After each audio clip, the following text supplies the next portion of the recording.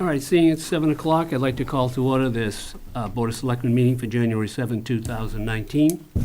And want to note that this meeting will be televised by Chelmsford Telemedia and recorded for future broadcast.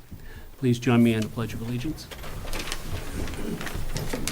I pledge allegiance to the flag of the United States of America and to the republic for which it stands, one nation, under God, indivisible, with liberty and justice for all.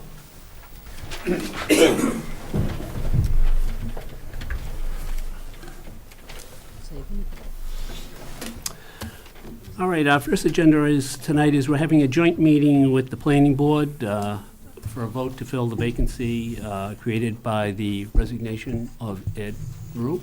And I'd like to personally say that Ed will be sorely missed. When I first ran for office, he was very helpful to me and always steered me in the right direction. And nothing seemed to be slipping through when Ed was on his watch. So I'm sure that he'll be missed by everyone.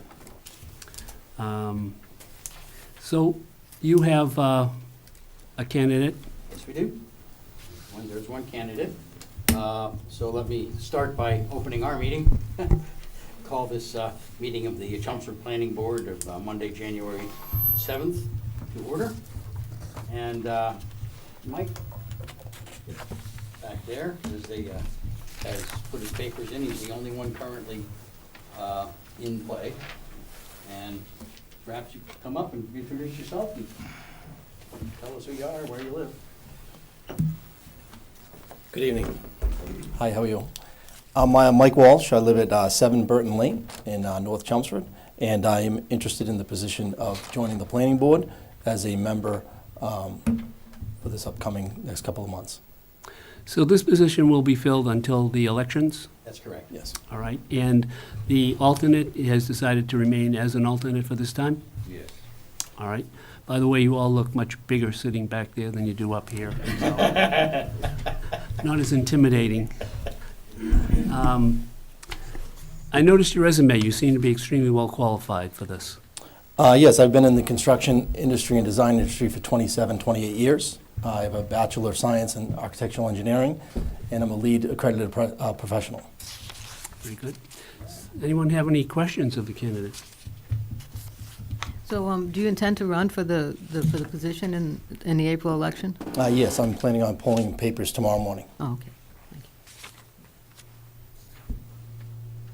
you. Anyone else? Have you attended many of their meetings? I've attended a few of them. I'm on the study committee right now for the Route 40, and the past couple of months of being on the committee with Mike and a couple of the members, it's given me a different appreciation of the planning board and what they do. And I've only been introduced based on the Route 40 piece of it and watching it on television. All right, very good. So, do you want to make a motion? Okay. I'll give you a motion to appoint Mike as the new planning board replacee, I guess you'd call it. Motion. Got a second? Roll call. All right.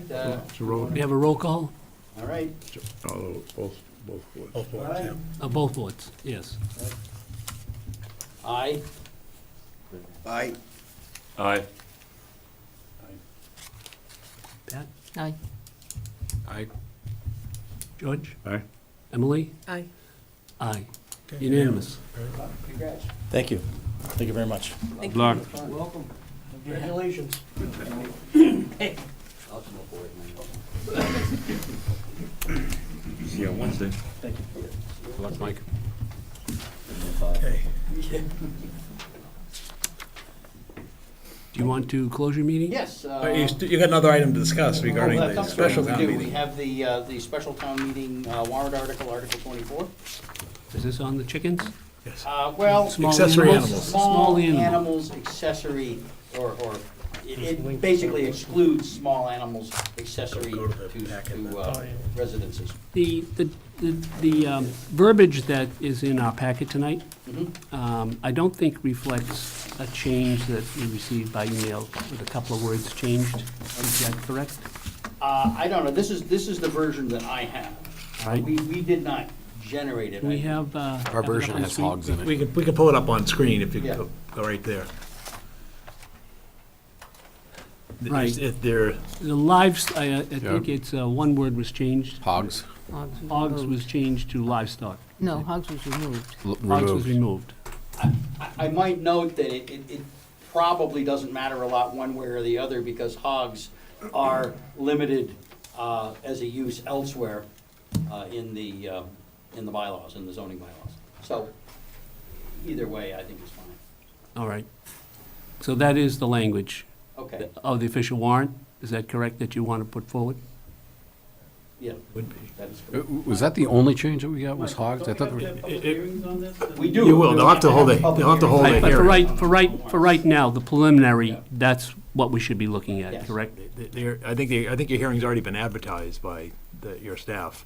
I have not gotten a notice myself of it, but- Because of the tight timeframe for the turnaround, but in essence, Really talked much Right, about us right, on this thing. right, and that's where you'll hold your hearing and make a recommendation to the town meeting. What this article would do is it would remove the chickens and other Rabbits and things. fowl and small animals out of the zoning bylaw, and therefore leave that exclusively into the domain of the Board of Health, as opposed to having what we're now seeing as these conflicting or concurrent jurisdiction matters. So that was the intent, was those issues seem to be health-related as opposed to zoning-related. Do you intend to have any more meetings with the Board of Health to come up with the final?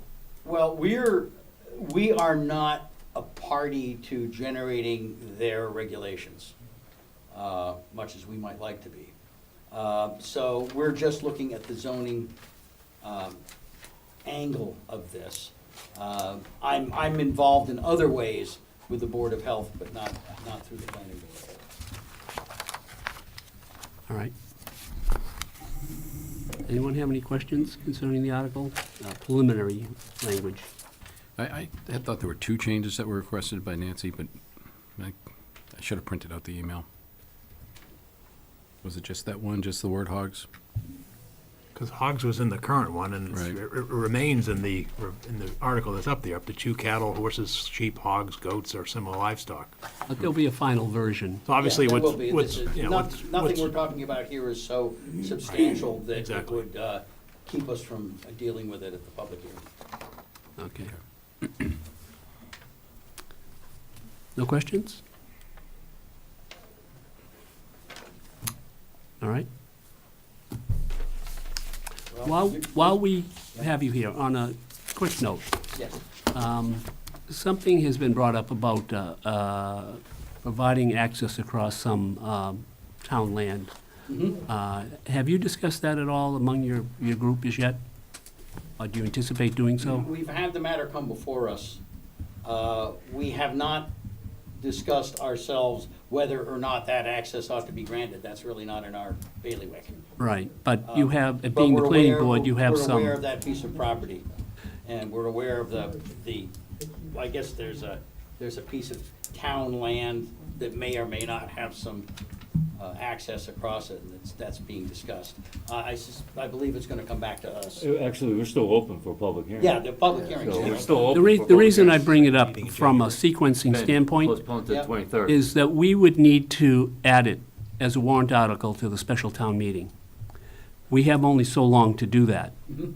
When do you expect that you would be able to do your discussion, due diligence on it? Well, as you point Right out, to the we're in the middle of 23rd. the public hearing now, and it's been delayed per request of the proponent, I believe. And are they, I mean, to some extent, you're limited to what you can discuss tonight. Right, Right. we are, but by our. And it's not on their agenda for their meeting on Right. Wednesday night either. Yeah, So they really can't take it up Well, Wednesday night it's been moved, it's been to the 23rd. continued to the by the 20th. proponent. Right. Right. So the earliest you could deal with it is 2 weeks, unless you have a special meeting. Their meeting's the Is that right? 23rd, right, unless they had a Now, special meeting. when is your time limit?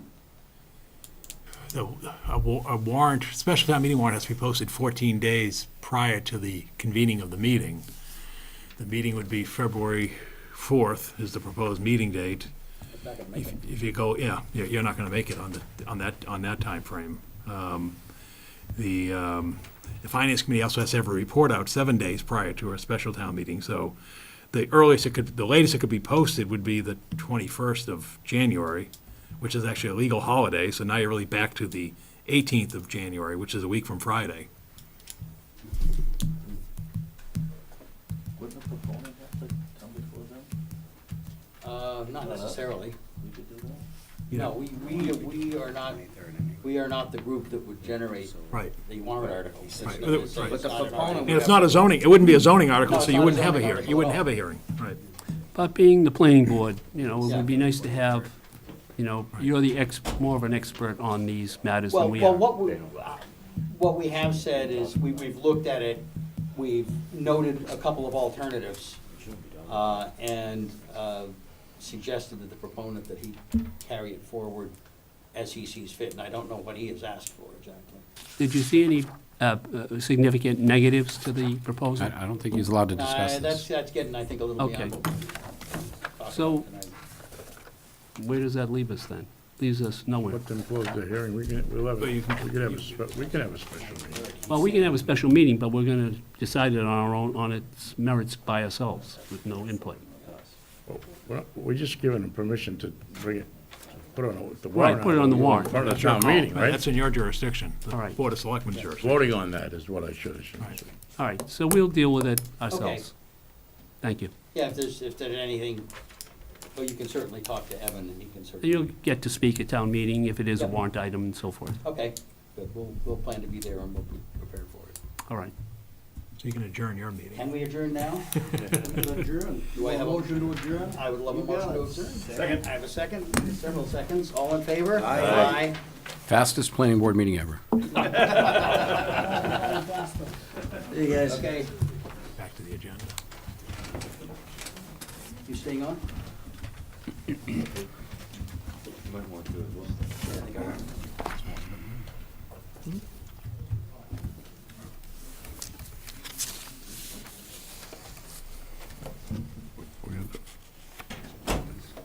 Close our hearing. All right. I don't even know. All right, the next item is sign the special town meeting warrant. We have the document here to do so. Right now, it has two articles. One article is the zoning bylaw that was just discussed regarding the animals accessory to dwellings, i.e. the chicken article. The second one would be to fund the pending arbitration award for the police sergeants union. We're expecting that the arbitrators indicated that we should have that decision by this Friday. So that would leave ample time to be circulated, the cost to be determined, and then the finance committee to meet. Jim Clancy indicated, who's the chair of the finance committee, indicated that they would probably meet on the 24th of this month to get their report out in time, a month. They have to be 7 days prior to the town meeting, which would be by the 29th. I'm sorry, the 28th. So that's the two articles that's on the warrant that's All right, before you. and at if this we point in time. add a third item, Yes. when do you need to have that by? Well, as soon as possible. I mean, I would say, It's a reasonable date for you. I think you'd have to have it by no later than the middle of next week, because, as I said, it has to be posted 14 days in advance, and also the finance committee has to have time to post the meeting to then make its recommendations and then issue its recommendations 7 days in advance of the meeting.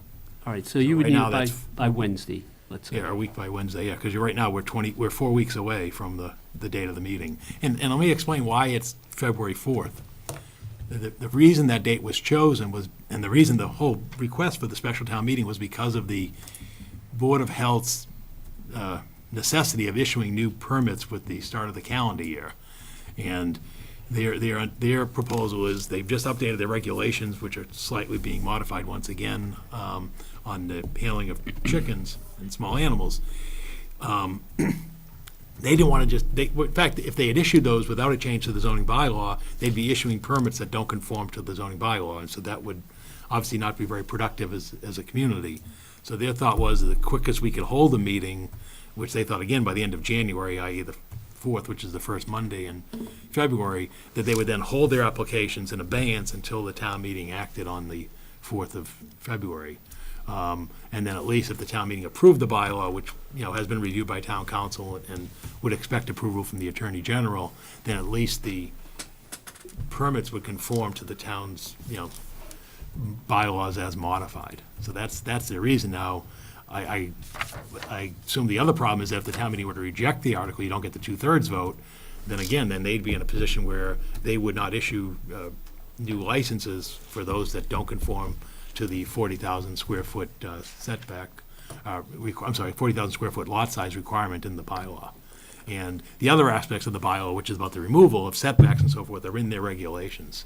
So again, this was done in conjunction with town council Paul Haverty, who had reviewed other communities' bylaws, and the feeling was that rather than having concurrent jurisdiction of 2 elected boards, he found that many communities just had it in their Board of Health regulations because, as noted in the past several months, the concerns that have been raised have been health concerns more so than zoning concerns. So that's the answer to your question. So yes, if the board, if you wish to add another article, town council's opinion was that additional article was not noticed for tonight's meeting, and there wasn't ample time to do it on Friday with the 48-hour requirement that Saturdays and Sundays don't count.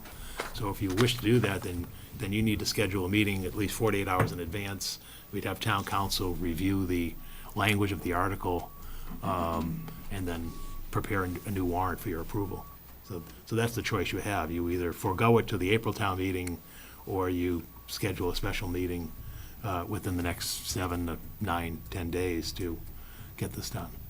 Just a note in passing, you touched on something during your response. You indicated that the Board of Health may be modifying it somewhat. Yeah. Does any of that have to do with certified plot plans? Well, no, the latest modification had to do with side lots versus rear lots. There was the issue of the corner lots. So Sure. Mr. Raisbeck here can speak to that very eloquently. But, so, I do not know if they're going to make further revisions regarding plot plans. I can tell you that concern was raised several weeks ago about the requirement for certified plot plans. So that wasn't something that didn't get unnoticed by town council or myself when we were providing feedback to the Board of Health.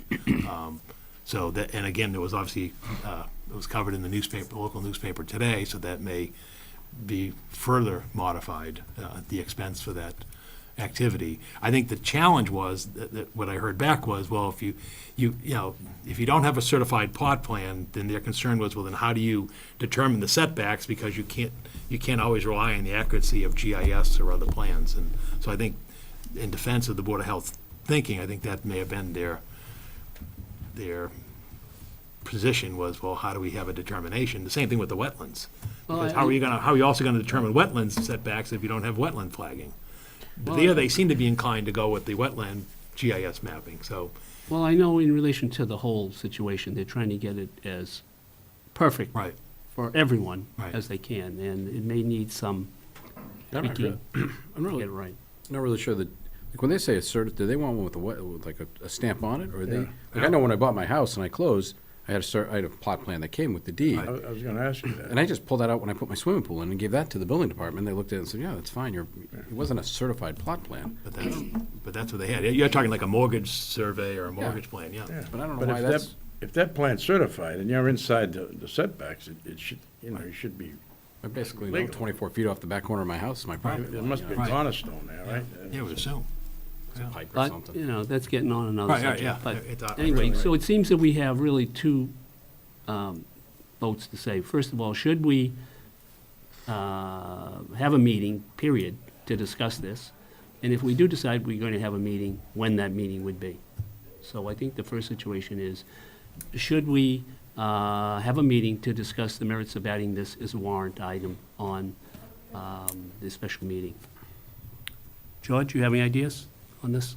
Should we have the meeting, should we? I think if it's a valid request, I think, I think we usually hear any of them, but, I mean, have a vote, but, I'm in favor of it, I don't know. You're talking about, Just having a meeting to discuss whether or not we should, because we should what?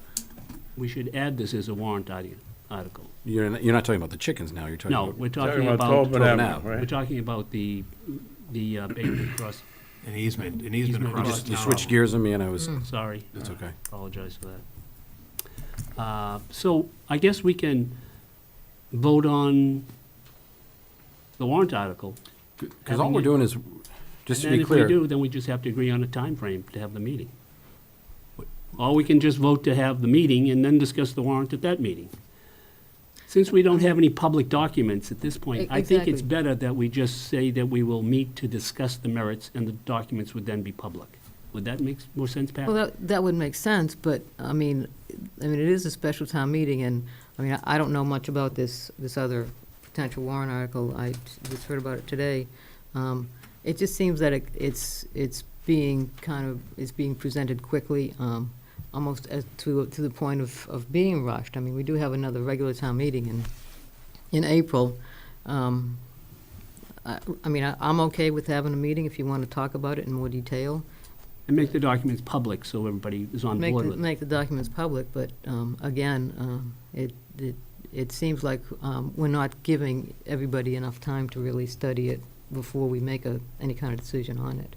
I think even if I had the documents, today or tomorrow for a meeting next week, I maybe could make a decision, but I would definitely not want to make a vote on it tonight. for All sure. right, so what we're proposing is we're voting on having a meeting before our deadline, which is suggested to be Wednesday, when we have to sign the document one way with 2 articles or 3 articles, correct?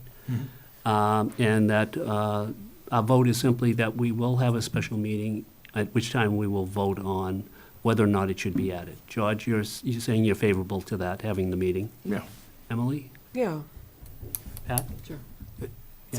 So the agenda for that meeting would be what to put on a special town meeting, or are you going to vote on whether to support the? Two issues. Okay. One is to decide whether or not we should add this nebulous topic at this point to the warrant for the special town meeting. Okay. And the second one, approval Yeah. of the warrants for the town meeting itself. The 2 or 3 warrants for the So town so meeting. the You Board of mean Selectmen's inside. recommendations will be that Yes. night? We're going to do recommendations that night? Yes. We do have another meeting before the special town meeting. yeah, we don't have to do recommendations that night. So then it would just be So to, what more would you need at that point? that's, I'm just trying to determine. We would approve the writing of And the that would warrant? just, so the warrant, it would just be a one-item agenda then to approve a warrant for a special town meeting on February 4th. And then you'll come back at your meeting on the 28th and make your recommendations. Right.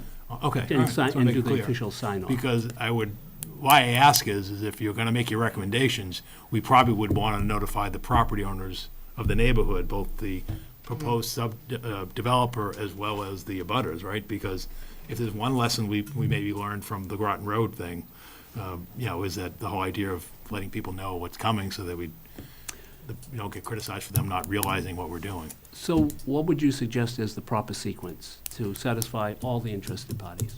Well, I think if we can do it as early as tomorrow, get notice out to the property owners and abutters that the board will be meeting on January 28th, to make its recommendations, and also you'll be meeting on whatever date you choose to sign the warrant for a special town meeting. So at least that way they're aware of the 2 events. And that way, at least we're giving as much notice and transparency as possible. So we can have the meeting in the next, 3 or 4 or 5 days, whatever that allows. Yeah, it's gotta be at least 48 hours, right? Right, and then the public notice goes to the abutters or residents out there that we're going to discuss it Yeah. on the 28th. Yeah. And they can show up that night and give input. Yeah. Okay. Well, they could also show up next, whatever day we Because it's a pick. 2-step process. All right, but are you mailing it or making it, or are you posting it? Are you mailing a notice to the residents, or are you? Because you're not I going to don't know that we have all their emails, we'll have to mail it. Yeah, You're not going to get it out in the mail and have them Right. show up in 48 hours. right. I think I we mean, have to. I would, But we would notify them for the 28th. Yeah, we notify them for the 28th, but we'll get a notice It out can't be tomorrow. that many of them. I imagine the applicant Butters, yeah. maybe has it. It's all the people on Tobin Avenue. There's only about, it's within 300 St. feet, John's. isn't St. it? John's and so forth, yeah. Anybody on John Street? Yeah, what we'd get is a legal list of abutters from the assessors, put the labels on and just shoot them out in the mail That's pretty tomorrow. spread out up there. Yeah, Yeah. let's do it up by tomorrow, yeah. So we would do that. So, and then what we'll tell them is once the plot plan is available, the easement plan is available, we'll make that available to folks. Okay. And then, because it's a two-step process, what I was going at is, in order for this easement to be granted, you need the town meeting approval. You also need the Board of Selectmen approval. Both of those are necessary. It's not one or the other. I guess the only other concern that I would ask the board, that people may be asking about, is what consideration would be granted to the town for the easement. Because, as we know, like when we took an easement, such as the drainage easement, by the high school, the town had to make payment for that. And so So I we just can asked. ask that of, I would think we're just- getting way ahead of. No, I'm just saying is I'm just saying, because Well, people are gonna ask, that if in there the- is an easement granted, I think the board ought to be Right, well, prepared to that's- answer the question of I- what considerations granted. I think part of that is in the documentation that was initially supplied by the proposer, person who's proposing it, that they're willing to do some work for the town Right. as compensation that will benefit the town in lieu of cash. All that should be brought out. Are we gonna ask them to come? yeah, they gotta come. Yeah. They gotta come. Yeah. So I The just, day we're having our special meeting, you Right. should make a I presentation. just don't want anybody caught blindsided. That's all the reason. I'm No, I saying mean, it Paul's now. just making some points Just of like making what we should be points. thinking of I when we go to this meeting, but we shouldn't really discuss what. No, I'm not asking you to discuss what it is. I'm just saying, because those are the things you should be thinking about, because quite frankly, those are the questions that we're gonna get hit with when people contact our office. And I'll just say that the board's aware of those issues, and those can be and would be discussed at that time. Is there anything else I can? Okay, all right, so there'll be no action on signing a special town meeting warrant tonight, then? Okay. So, Glenn, what about having that meeting next Monday, since we don't have a scheduled meeting for next Monday, and it's not a holiday? Does that work for everyone? Yeah, that's fine. Yeah. It doesn't have to be in the evening either. It can be any time, right? It can We don't be- have to have our meeting, You can meet at any time, whatever time's well, convenient for you. it's not videoed if we're. Wait, not it can be. I mean, we telemedia may choose to do it. The only The thing room is free, we'll just meet here. We'll assume it's. The only thing gonna I be know free. is next Monday at 7 is the Vinyl Square meeting. I don't know if you're Yeah. planning on going to, that's at 7. If you want to do this, Want to meet a little earlier? Yeah, what if we do, Wanna yeah, do it how earlier? about at 6? 6 o'clock? o'clock? 6 o'clock work for everyone? I mean, I can make it work, yeah. all right, so 6 o'clock next Monday? 6 o'clock. Okay. Be no different than when we came in last summer for Katrina Road, just for one quick meeting, one agenda item. Oh, It's I like think this, bond issuing, it's the same Yep. thing. Same. Okay, all right, so Bang, we bounce out. the meeting January 14th at 6 PM in this room. Okay, all right. All right, we have one public service announcement. Is Patricia here tonight? This is your big one. Excuse me? This is your big one where you get to do lots of work. Oh, well, there's a lot of big ones that go on downstairs every day, but thank you very much for having me, and Happy New Year, everybody. I'm Tricia Duras, the town clerk, and I'm here to announce to you and to the residents of Chelmsford that nomination papers were made available as of last week, Wednesday, January 2nd. So anybody who's interested in a townwide office or a town meeting rep seat can stop by the town clerk's office and pick up a packet, and we'll get your nomination papers out to you. Just to give you an idea, we've got till February 8th, Friday, February 8th, at 5 p.m. to pull papers, and then Tuesday, February 12th, to return them back to the town clerk's office for certification. So the townwide seats that are open are 2 Board of Selectmen member seats for 3 years, 2 school committee members for 3 years, 2 planning board members for 3 years, 1 planning board associate member for 2 years, 1 Board of Health member for 3 years, 2 library trustees for 3 years, 1 cemetery commission member for 3 years, 1 housing authority member for an unexpired 3-year term.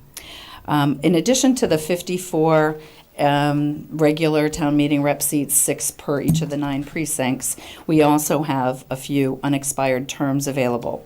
So for precinct 1, we have 1 1-year unexpired term and 1 2-year unexpired term. In precinct 2, we have 2 1-year unexpired terms. For precinct 3, we have 1 1-year unexpired term. And for precinct 4, we have 1 2-year unexpired term, and Precinct 7 also has 1 2-year unexpired term. So you have until, the incumbents have until Friday, February 1st to return their letters of intent, which were sent out. So far, we've received 26 letters of intents back, so we're still expecting a few more of those. And again, anybody else wants to pull papers, they have until February 8th. Does anybody have any questions? Have you had much response, other than town meeting members? Well, we've had a few people pull papers already, yes. We have it on the website, right on the homepage of the website, where it announces that nomination papers are due. If you open up that link, it also says who's pulled papers, and it's updated every day. And if I remember correctly, it says whose papers have been, signatures have been certified? Not yet, but yes, after. Eventually. Yes, eventually, as they're certified, that would be added to that same list. Good. Anyone have any questions? Yeah, thank you very much. Thank you. Take care. As always, we have open session. Anyone who would like to bring anything before the board, please come to the podium. Just announce your name and address. Anyone tonight? No one? All right. We have a discussion concerning legal opinion regarding the Board of Selectmen's right to attend another board's executive session and attend town manager's collective bargaining negotiations. Town council here tonight? He's in the building, but he's still probably at the Board of Health meeting. We could probably Board of pass Health over isn't it. here. It's at the There's police a fire, station. Yeah, but he's gonna come over afterwards. Oh. All right, So so we'll he's just put it, We can pass over that for the time he being. may not be come up back for a to it. while. Yeah, but he said he'd go over as soon as he could. All right. Committee vacancies, Ken. So we're going to hold off on that, right? For community vacancies, we have 1 open seat for the CCA Advisory Committee, 4 available for the Civic Committee. They're looking for 1 volunteer for the Community Action Program Committee, 4 associate member positions open on the Council on Aging, up to 21 open positions on the Cultural Council, 4 for the Energy Conservation Committee, 3 for the Holiday Decorating Committee, 2 for the Middlesex Canal Commission. The Parade Committee is welcoming all applicants. Personnel Board has 2 seats available. The Public Celebrations Committee has 5 seats available. Recycling Committee looking for 2 volunteers. Sign Advisory Committee, 3 volunteers. And the Skate Park Committee, they're looking for 2 interested volunteers. If you have any interest at all in serving on a town board or committee, please apply on the town website, or you can contact the town manager's office. The number there is 978-250-5201. Thank you. Thank you, Ken. All right, we have a public hearing on the transfer of an all-alcoholic beverage restaurant, common victualer, and entertainment license from Bertucci's Restaurant Corp. to Bertucci's Restaurants LLC. Someone here tonight? How you doing? Hey. My name is Charlie Garabedian. I'm here on behalf of Bertucci's. As you may know, the chain filed for bankruptcy back in June. We have a new owner, Robert Earl, most known for Planet Hollywood, Buca di Beppo, 72 restaurants across the country, very experienced restaurateur. I've been with the company for 20 years, since 1998. I'm here on behalf of Melissa Doherty. She's the general manager of the Chelmsford location. I'm the area director who oversees that location, as well as Andover, North Andover, and the New Hampshire locations as well. Any questions? So you represent the new group? You're part No, of the new I'm- group, I'm or you're part from- of the old group? Old group. The leadership team is intact. The operations team is intact. Robert Earl, his group is based out of Orlando, Earl Enterprises, but our Northborough locations for our Northborough corporate office is intact still for Bertucci's. So he bought a number of units in this area? All of them, All of them? yes. So all of them are being transferred, name stays the same? It does. It's just a little bit different. I think it's Bertucci's. But the name on the building's gonna... Oh, yeah, from a yeah, yes. Customer standpoint, Yep. Yep. it's gonna be If named. anything, you're going to see us expanding. We may be going to some fast casual locations, possible Logan Airport, other destinations. and possibly putting in some money. He's going to invest some money back into the locations that are existing currently. All right. Any questions by the board? Have they outlined what sort of changes they're interested in making? I'm sorry? Have they outlined what sort of changes they're interested in making? It's more of a growth phase. We're going to open a flagship store in Faneuil Hall, which is 3 floors, kind of co-brand with some of his chains, Earl of the Sandwich, the Chicken Guy, maybe put some of those into their locations of Bertucci's. The one in Faneuil Hall will have both Chicken Guy and Bertucci's on the bottom floor, then a middle floor, which will be a regular Bertucci's, and the 3rd floor for private dining. So a pretty nice flagship store, as well as expanding across the Northeast again to regrow the brand. But I guess what I'm asking is, in particular in Chelmsford, any changes to that actual, I mean, is that staying at Bertucci's, no name That's- changing that? Yep. Are they Nope. changing anything about the menu, the food, the? Nope. The only thing we've done, we've brought back the original chef a year and a half ago, but he will be, bringing in new food and new dishes, but nothing overall will be changing there. If anything, we were looking at the site next door, which I think used to be a clothing store or something like that, to maybe expand a little bit. That location, Chelmsford, doesn't have a bar currently.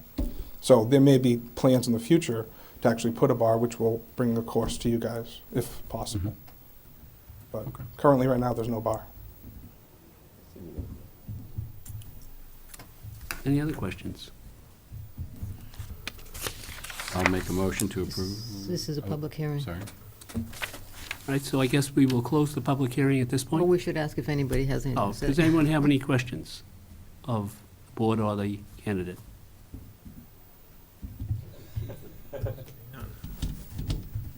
Close the public hearing. Well, the only thing I can say is that I think Chelmsford appreciates having a Bertucci's here.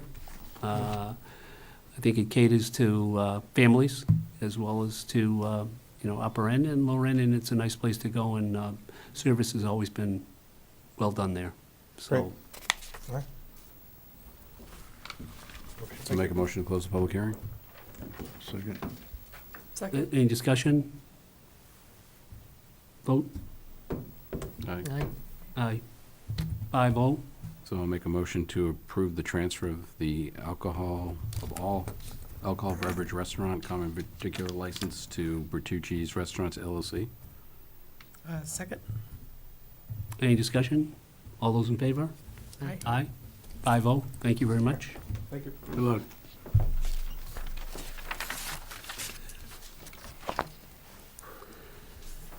We have a number of licenses, common victual license transfer, add entertainment license from Mass Burgers, Chelmsford LLC, to Mass 5G at 90 Drum Hill Road. Is anyone here from that group tonight? The guy with the Five Guys hat Five on. guys have. Brought one for everybody, right? What, a So hamburger or I'm a Jason Nance. I'm part of the new ownership that wants to have this transferred over. I live in 3 Hillside Terrace, Ware, Massachusetts. Was the former owner the corporation or a group?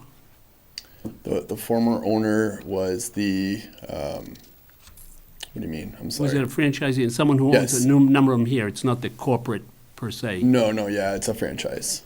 And is this the only one that will be owned by this particular, No, Group? 13 of them. 13 of them? Yeah. Okay. Anyone have any questions from the board? I was there today, by the way. Oh, good, Perfect, it was perfect. good. No questions? I'll, Have a motion? I'll make a motion to transfer the common and particular license to Burgers Chelmsford LLC, to Mass 5G. Second. Any discussion? All those in favor? Aye. Thank you very much. All right, thank you. Good luck. 5-0. Next, we have a common victual and entertainment license for Oodles of Noodles LLC, 14 Chelmsford Street.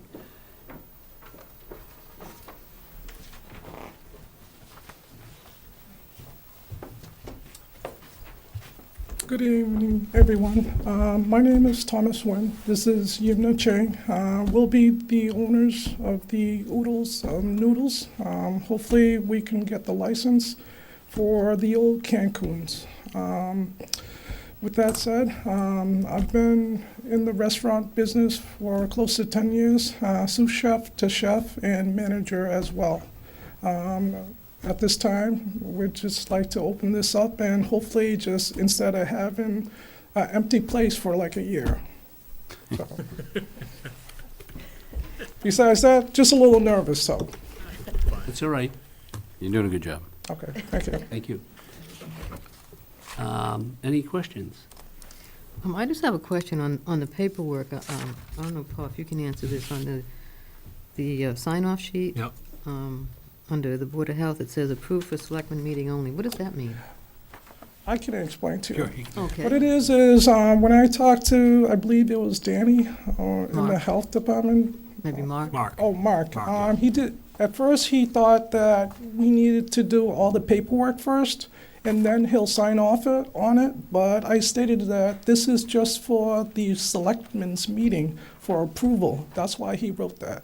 Oh, okay. So in that way, he's just covering his own. Okay, so he's They'll still have gonna have They to still do have to do the Board of Health Come in and then- inspection. Yes. Yep. That's So, fine. Never seen that on it Yeah, before. me I'm sure neither. it's always the case. Right. Occupancy. So will all be dine-in or take-out? It's gonna be initially, first off, dine-in first, so in that way, we could figure everything out, because if not, we're gonna have to hire another person just for delivery driving. First couple of months, usually, not many people will know about it yet, to the point where they would need delivery. Once we start the first month to the second month, that's when we'll start sending out flyers and everything. And hopefully with that, it'll bring in more customers, and that way they'd know that we're there. But the first couple of months will be the toughest for us, so. And is the, what kind of menu will it be? The menu Noodles is, applies to yeah, as the virtually name anything. says, Oodles and Noodles, so it's gonna be multinational, everything noodles, from Chinese, Japanese. Some dishes will be Indian specials once in a while, some American too as well. But with that said, it's gonna change every couple of months, so in that way, people don't get bored of it, so. It'll be more of like a interesting menu every, like, once a month. Things will change. When do you hope to open? Hopefully by February 1st, because pretty much everything is in there already. We just need to clean it up, repaint the walls, maybe do new flooring and stuff like that, so. Yeah, just minor things. Just minor renovations. And clean up the kitchen, because it's been there for over a year. There's a lot of oil on the floor, everything, so we're gonna have to call in the professionals. That way they could clean everything up, so. Anyone have any questions? We have a motion? I'll make a motion to approve the common particular and entertainment license for Oodles of Noodles at 14 Chelmsford Street. Second. Any discussion? All those in favor? Aye. Aye. 5-0. Thank you very much. Good Thank you luck. very much. Have a good evening. You too. You too. Thank you. Next, we have an all-alcoholic beverage restaurant license, clerical address change, the U Restaurant Group Corporation, DBA Nobo Restaurant, change from 20 Boston Road to 18 Boston Road. Yeah, they're not here this evening, nor do they need be. This was a requirement from the ABCC that the plaza there was always referred to as 20, but they wanted to identify the different establishments there by different addresses. So they've asked us to amend the license to 18 Boston Road. So the whole complex is No, 20? Nobo is 18 Boston Road. No, That's but the why- whole complex was 20? Right. And we had to buy units, and so that's why you don't see 20 Andiamo, unit. that's why you don't see Andiamo's coming for the same clerical change. So all you need is to vote, make that formal vote, and then we'll submit the license renewal to the ABCC. So that's So what's why it's, Adiamo's? Is Adiamo's now 20? yes. So that's why we're notifying this as the clerical address change. So they're not moving. I mean, that's why we didn't want to create confusion that they were moving within the plaza. There's no change other than the fact that the license will now read 18 instead of 20 Boston Road. We have a motion? I'll make a motion to approve the all alcohol beverage restaurant license clerical address change for 18 Boston Road. Second. Any discussion? All those in favor? Oh, Aye. Aye, 5-0. Next, we have reports. Town council has arrived, since we're paying him by the hour, do you want to go back? Go ahead and take your time. Go back to to item 6. How did your meeting go earlier? It went fairly well. Okay, I don't think we've achieved complete resolution yet. okay, all right, that's good. We can progress. So we'll go back to this again. This is a legal opinion regarding the Board of Selectmen's right to attend another board's executive session or attend town manager's collective bargaining negotiations. Let me just preface this by saying that this kind of started back during the charter review process, and the question was raised there. And there was some feeling by that group that that was allowed, but that you wouldn't be particularly well received if you did it. But there's nothing in the charter that said you couldn't do it. And as time went on, it's kind of surfaced here and there, and we thought, better to put it to bed once and for all in its correct language and interpretation, rather than let it kind of linger out there. Sure. Always as a nebulous. So Paul asked you to research it a bit? Yes, he did. And so what I did was, with regards to the town manager and the negotiations, I took a look at the town charter, and specifically looking at the powers of the Board of Selectmen and the powers of the town manager. And looking at section 3.2B for the Board of Selectmen, it states the Board of Selectmen shall act by the issuance of policy guidelines and directives. It's the intention of this provision that the Board of Selectmen shall act only through the adoption of policy, directives, and guidelines which to be implemented by the officers and employees appointed by or under its authority. Then taking a look at the authority of the town manager, it places responsibility for negotiation of all contracts with town employees over wages and other terms and conditions of employment, except employees of the school department. So looking at those two provisions together, it shows a clear intent that this is going to be an issue that's within the jurisdiction exclusively of the town manager.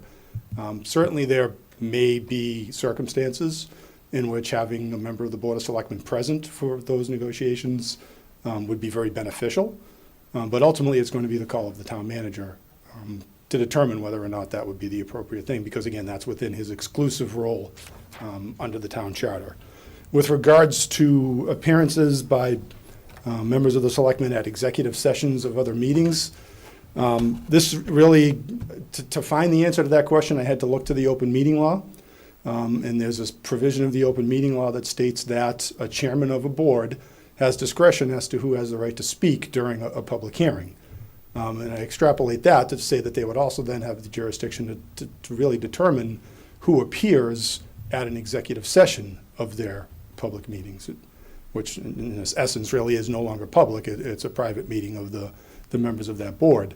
There are a number of circumstances that I've encountered over the course of my career in which having members of one board present at another board's meeting could be problematic. For instance, I'm currently representing a Board of Appeals out in a town in Central Mass, and there was actually an appeal filed of one of their decisions by the Board of Selectmen. So now what you would have, if you had a policy that allowed a member of the Board of Selectmen to show up and attend a executive session of that Board of Appeals, you could run an instance where they're now really without an ability to discuss a sensitive matter having to do with litigation strategy, because a member of the opposite side of the litigation would be present. So as a policy matter, I think that's problematic. But just also looking at the open meeting law, it's very clear that the chairman of that board has really the discretion to determine who would participate. Right, any questions? I guess I do. In your description you just gave, that makes clear sense to me that you have to be invited into another board's executive session.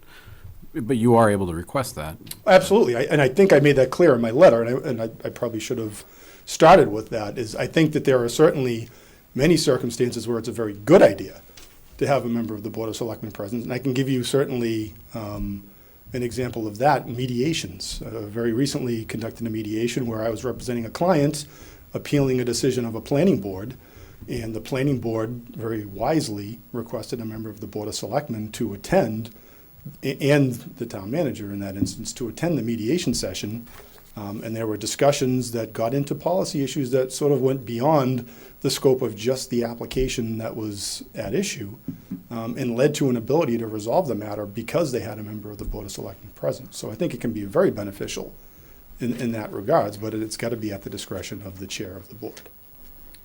Back to your, the first piece of this, which is your second paragraph.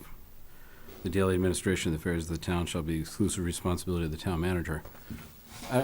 Just to clarify, and I'm not sure what, Len, you can correct me here. There's a difference between being involved in the negotiations and sitting in the back of the room watching in a union negotiation. Can you clarify, is it, as a Board of Selectmen, I'd have no interest at all in wanting to be part of a negotiation with the union, but to sit in the back of the room and watch is a separate question. But that again goes to sort of the role of the town manager, which is he is the one that is on the town side of things conducting that negotiation, and it should be his determination as to who participates.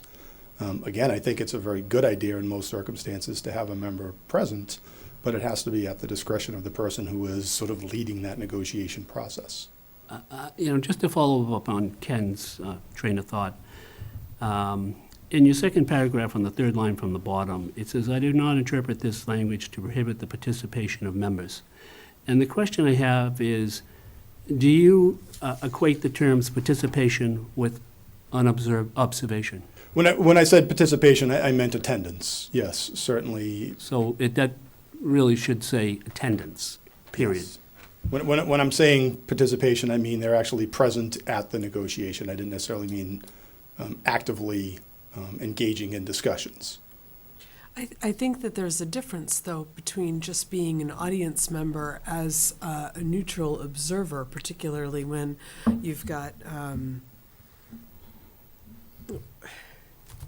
whenever there's been any kind of contention, and you're just trying to get a neutral picture, or perhaps there might be the possibility that having a board member there could neutralize some of the perceived antagonism, where just having a board member there might possibly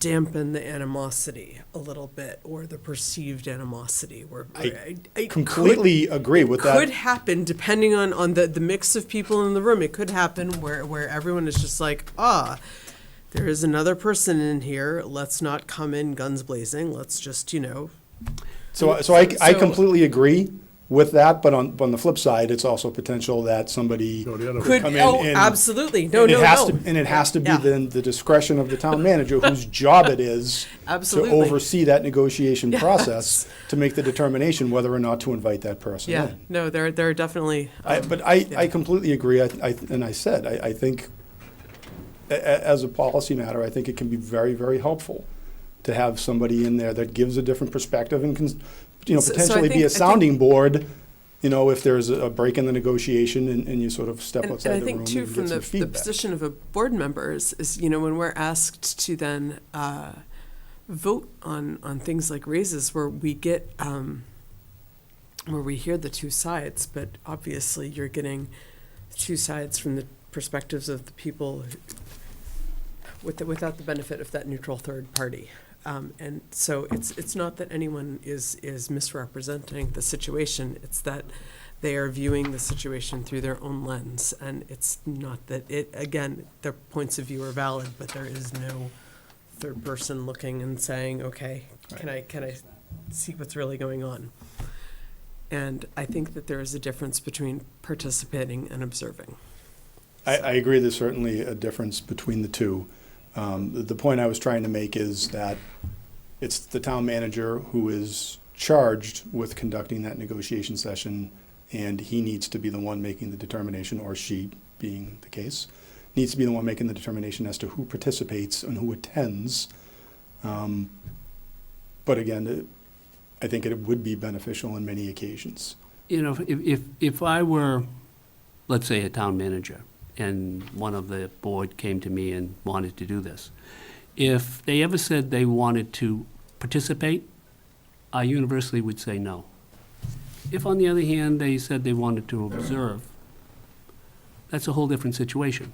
And So I guess one of the parts that should weigh in is, how would you interpret this, Paul? This would be your situation that you'd be faced. I don't disagree with anything the town council has said. I'm kind of puzzled by this subject matter, to be honest. I've been in Chelmsford for 12 years, and I don't recall any time in my 12 years the Board of Selectmen asking to sit in during a negotiation. So I'm kind of puzzled as to why this is a concern at this point in time.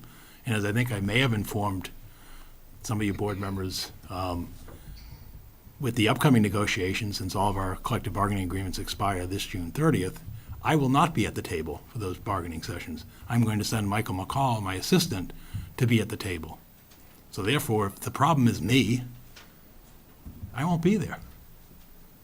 And so therefore, when the reports come back and the written offers come back from both sides, as I have in the past, Mike will present them to me, and then when we update the Board of Selectmen in closed session, I will present those written documents to you. So, I mean, it seems to me that perhaps the reason for doing this is perhaps there's something wrong with the tone or the conduct of the negotiations, or perhaps that's the allegation, I don't know. But if that's the case, like I said, again, I've been through a series of negotiations over the 12 years with the various boards, and what I've decided to do for this upcoming round is to not myself be at the table. What I think is it's helpful not to have the Board of Selectmen, which is the approving authority for collective bargaining agreements that are reached, at the table. And so therefore, my preference in most situations would be not to have the board in the room for those sessions. And I think my concern would be practically as a manager would be, well, where does this stop? So the selectman wants to be in the room for negotiations. What do you want to be in the room for next? Do you want to, what other subjects? Do you want to be in the room when I'm having budget hearings with my department heads? Do you want to be in the room when we're having disciplinary hearings? Do you want to be in the room, when I'm doing performance reviews with employees? I mean, I just don't know where this is going. As I said, I'm kind of puzzled by the origin of it. But I think that's a valid question. Right.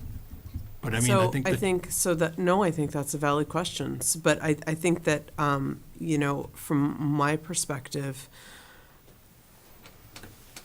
I mean, I literally just want to see how these go. I just want to see. I want to be, I would like to see what happens with the board members, just observing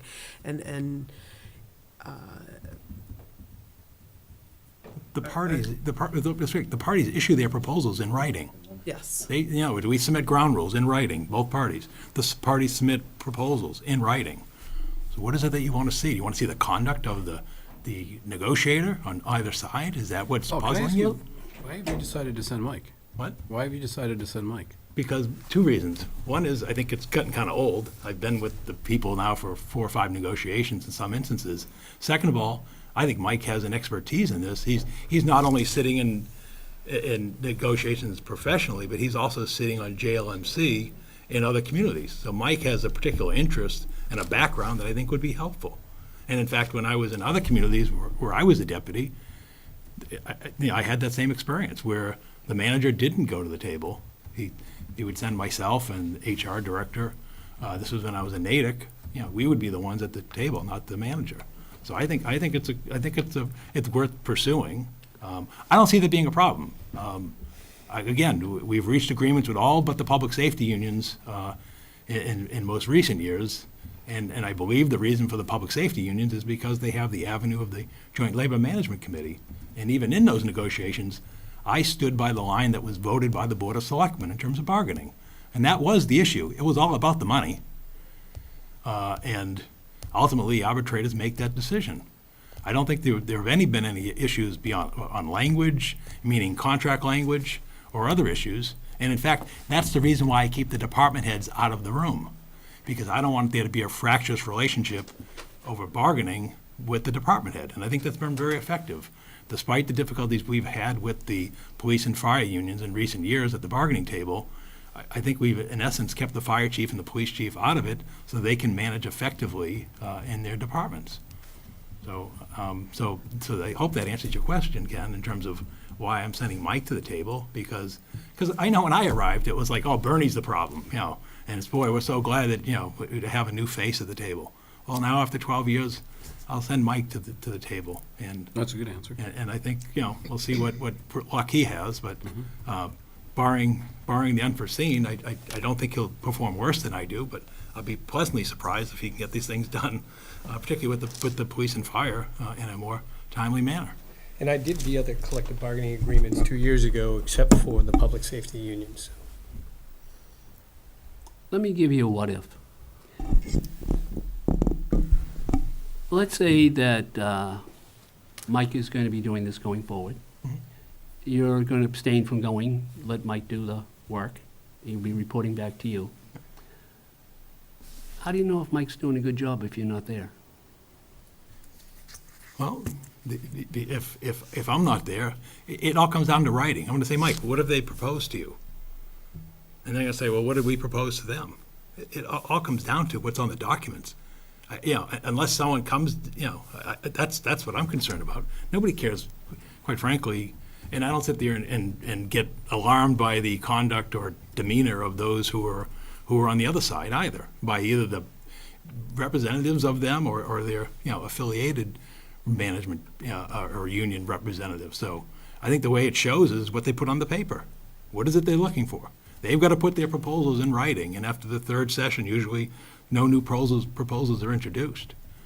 So if somebody has if there's a concern, I certainly have the right to, as manager, to go in and attend the session or to meet with the union reps, but ultimately it's my responsibility. I own it, just like any other action of my other department heads or subordinates. So it sounds like, and again, it's not trying to be personal. It's trying to look at this globally for long term. Is if at any point, anyone from the board says they'd like to, you having some meeting with whatever, can be anything, and a board member says, I'd like just to sit in and observe. What's your reaction? It sounds like your reaction is no. No, the answer would be why. All right. Because I think the charter makes it real clear. And the why is... The Board of Selectmen are to set policy for the community. The manager is to deal with the administration of the town. The why is that the Board of Selectmen and their policy-making decisions need to know as much as they can about every aspect of the town.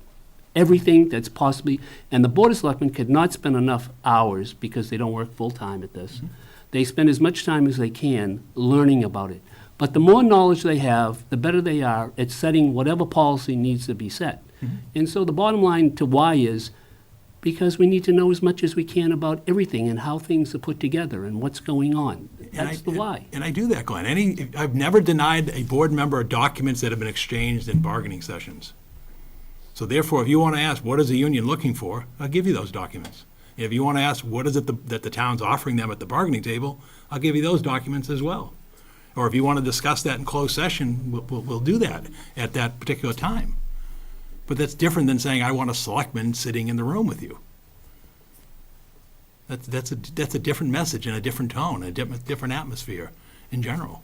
So it sounds like that the investigation that you did basically comes down to, it's up to the head to make that decision. Is that bottom line? Correct, Mr. Chairman. And so in this particular case, at this particular time, the answer sounds like it will always be no. Well, Am I right on that or wrong? I didn't think I said no, hell no, not ever. I'm just saying I'd want to know why the board felt that way on a particular circumstance. And I gave you the why, is that But if we'd things are like going, to know more. But why? Just to see what's going on. If things are going well, why are you concerned what's going on? In other words, if we come back saying, yeah, we met with these unions, these are the proposals we changed, we're going to meet again in 2 weeks, I'll give you another update. You're not going to say, oh, I want to be in that room. The only reason you're going to be in that room is if somebody from the union goes around the administration and goes to you directly and says, we got a problem with what's going on in those negotiations. Come on. Well, I'll give you an example to that. Give an example of reality. You go into a meeting, and there is 2 people on each side. And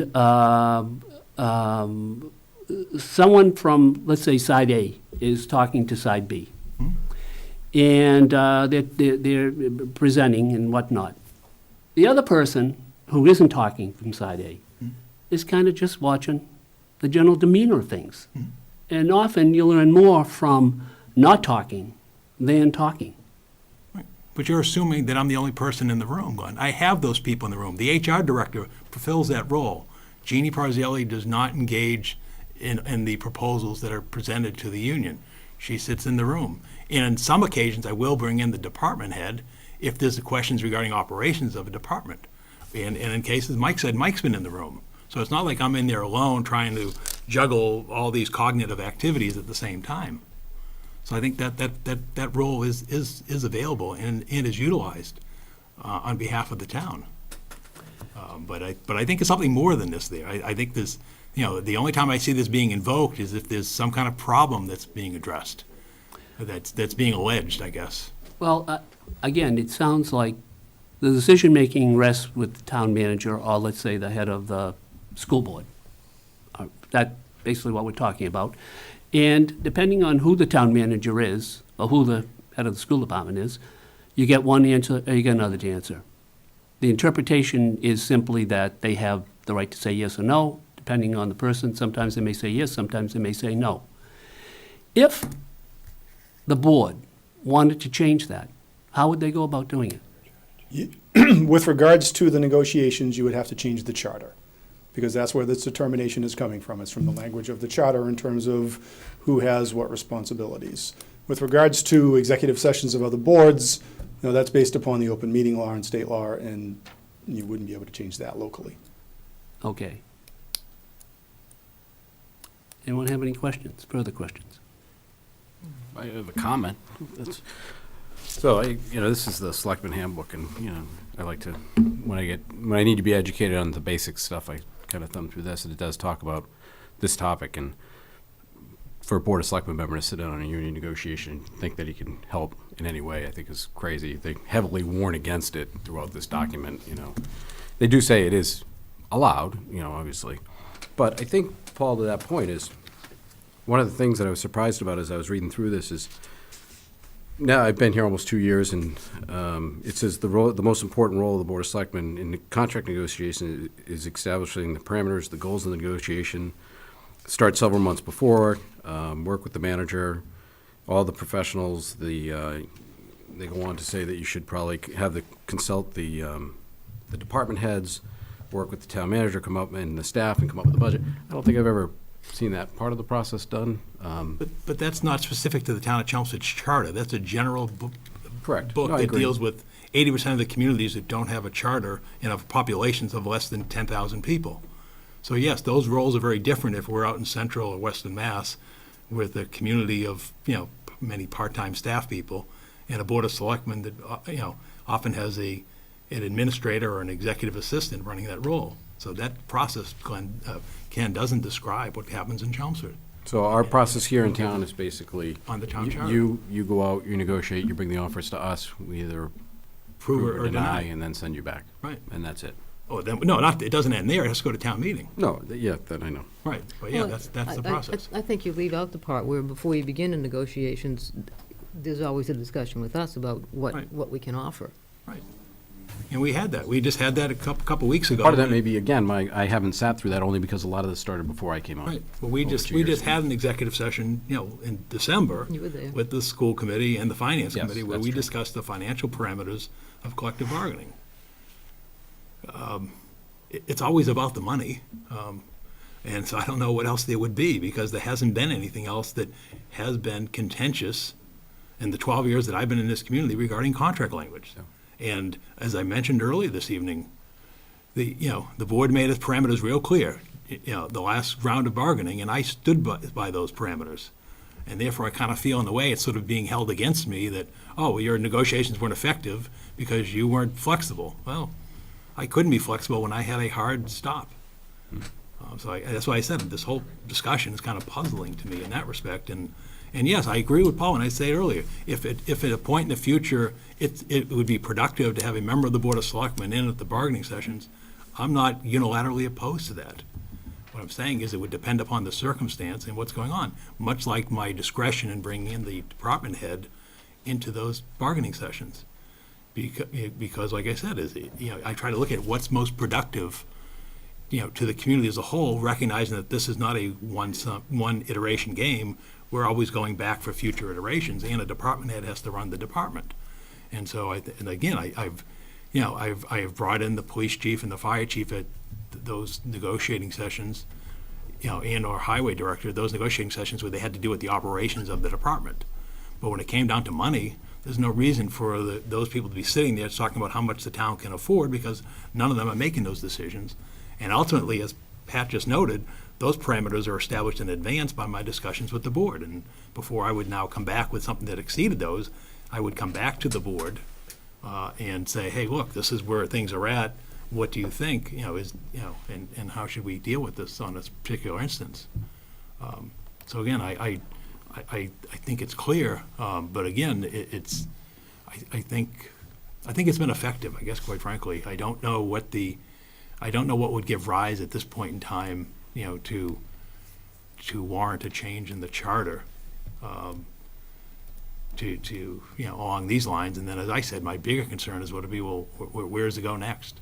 Because we can, you know, it seems to me that there's, you know, if there's a concern on what's taking place in bargaining, well, then maybe the concerns don't end there. So, would you say that in your tenure in Chelmsford, you've never asked anyone from the board to sit in on? It's never been, I've never asked them, nor has it never been requested, that somebody has basically said, hey, I want it, you know, I'd like to be in at your next session. And quite frankly, I think many of the boards would have been taken back by that. I can't think of a prior board, and again, I've sat with, I think, 20 different selectmen in my 12 years here.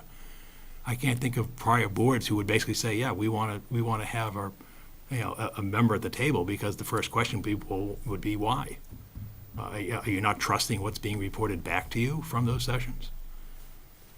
You know, Pat, you've been on longest. George, you've been on longest. I don't recall this coming up, going back, you know, a dozen years or so, that, you know, 10 years or so that you've been on the board as something that was, I mean, do you recall it coming up? No, and quite frankly, I think that if you were to bring a selectman into a room like that, it would change the whole dynamic, even if they were there just to observe. Yeah, I agree. You know, you see that even just going into any kind of meeting. Yep. You know, a selectman walks in and everybody, you know, changes, you know, how they react a little bit differently. To give you an analogy, if there was a disciplinary matter in the police department or fire department or DPW and so forth, I wouldn't go sit in the room as an observer, because I kind of feel that my presence there may alter the dynamic between a department head and their employees. Mm-hmm. And quite frankly, I think this sort of has a parallel to that. What's the message you're sending that, you know, if I don't want to be in the room when there's an internal disciplinary or other matter in the police station or the fire station or the DPW, then I think that there could be a similar analogy as to why you wouldn't want a selectman in the room when I'm dealing with, you know, a negotiating matter with the union or any other matter with an employee. I think it'd be equal to, you know, if you were going to see one of your long-term clients and your boss said, I want to go along. They'd probably be wondering why he's in the room. I don't have a problem with that, but that's me. Yeah. Thank you for your investigation. Thank you. I think it puts to bed a lot of innuendo about it, and it seems that if anyone wants it changed, they gotta go and get the charter changed. Okay. And we're still dealing with limitations of open meeting law at the same time. Thank you. Thank And you. Paul, to be clear, I have no interest in sitting in on any of those meetings.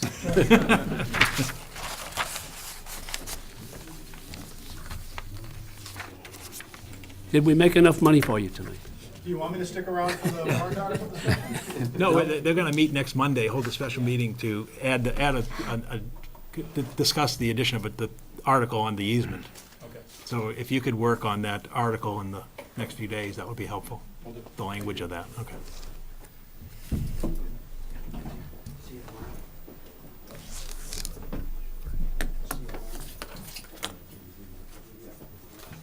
Okay, I think we're back to reports and presentations. The Assessor Frank Green and Treasurer John Souza will discuss the property tax billing process.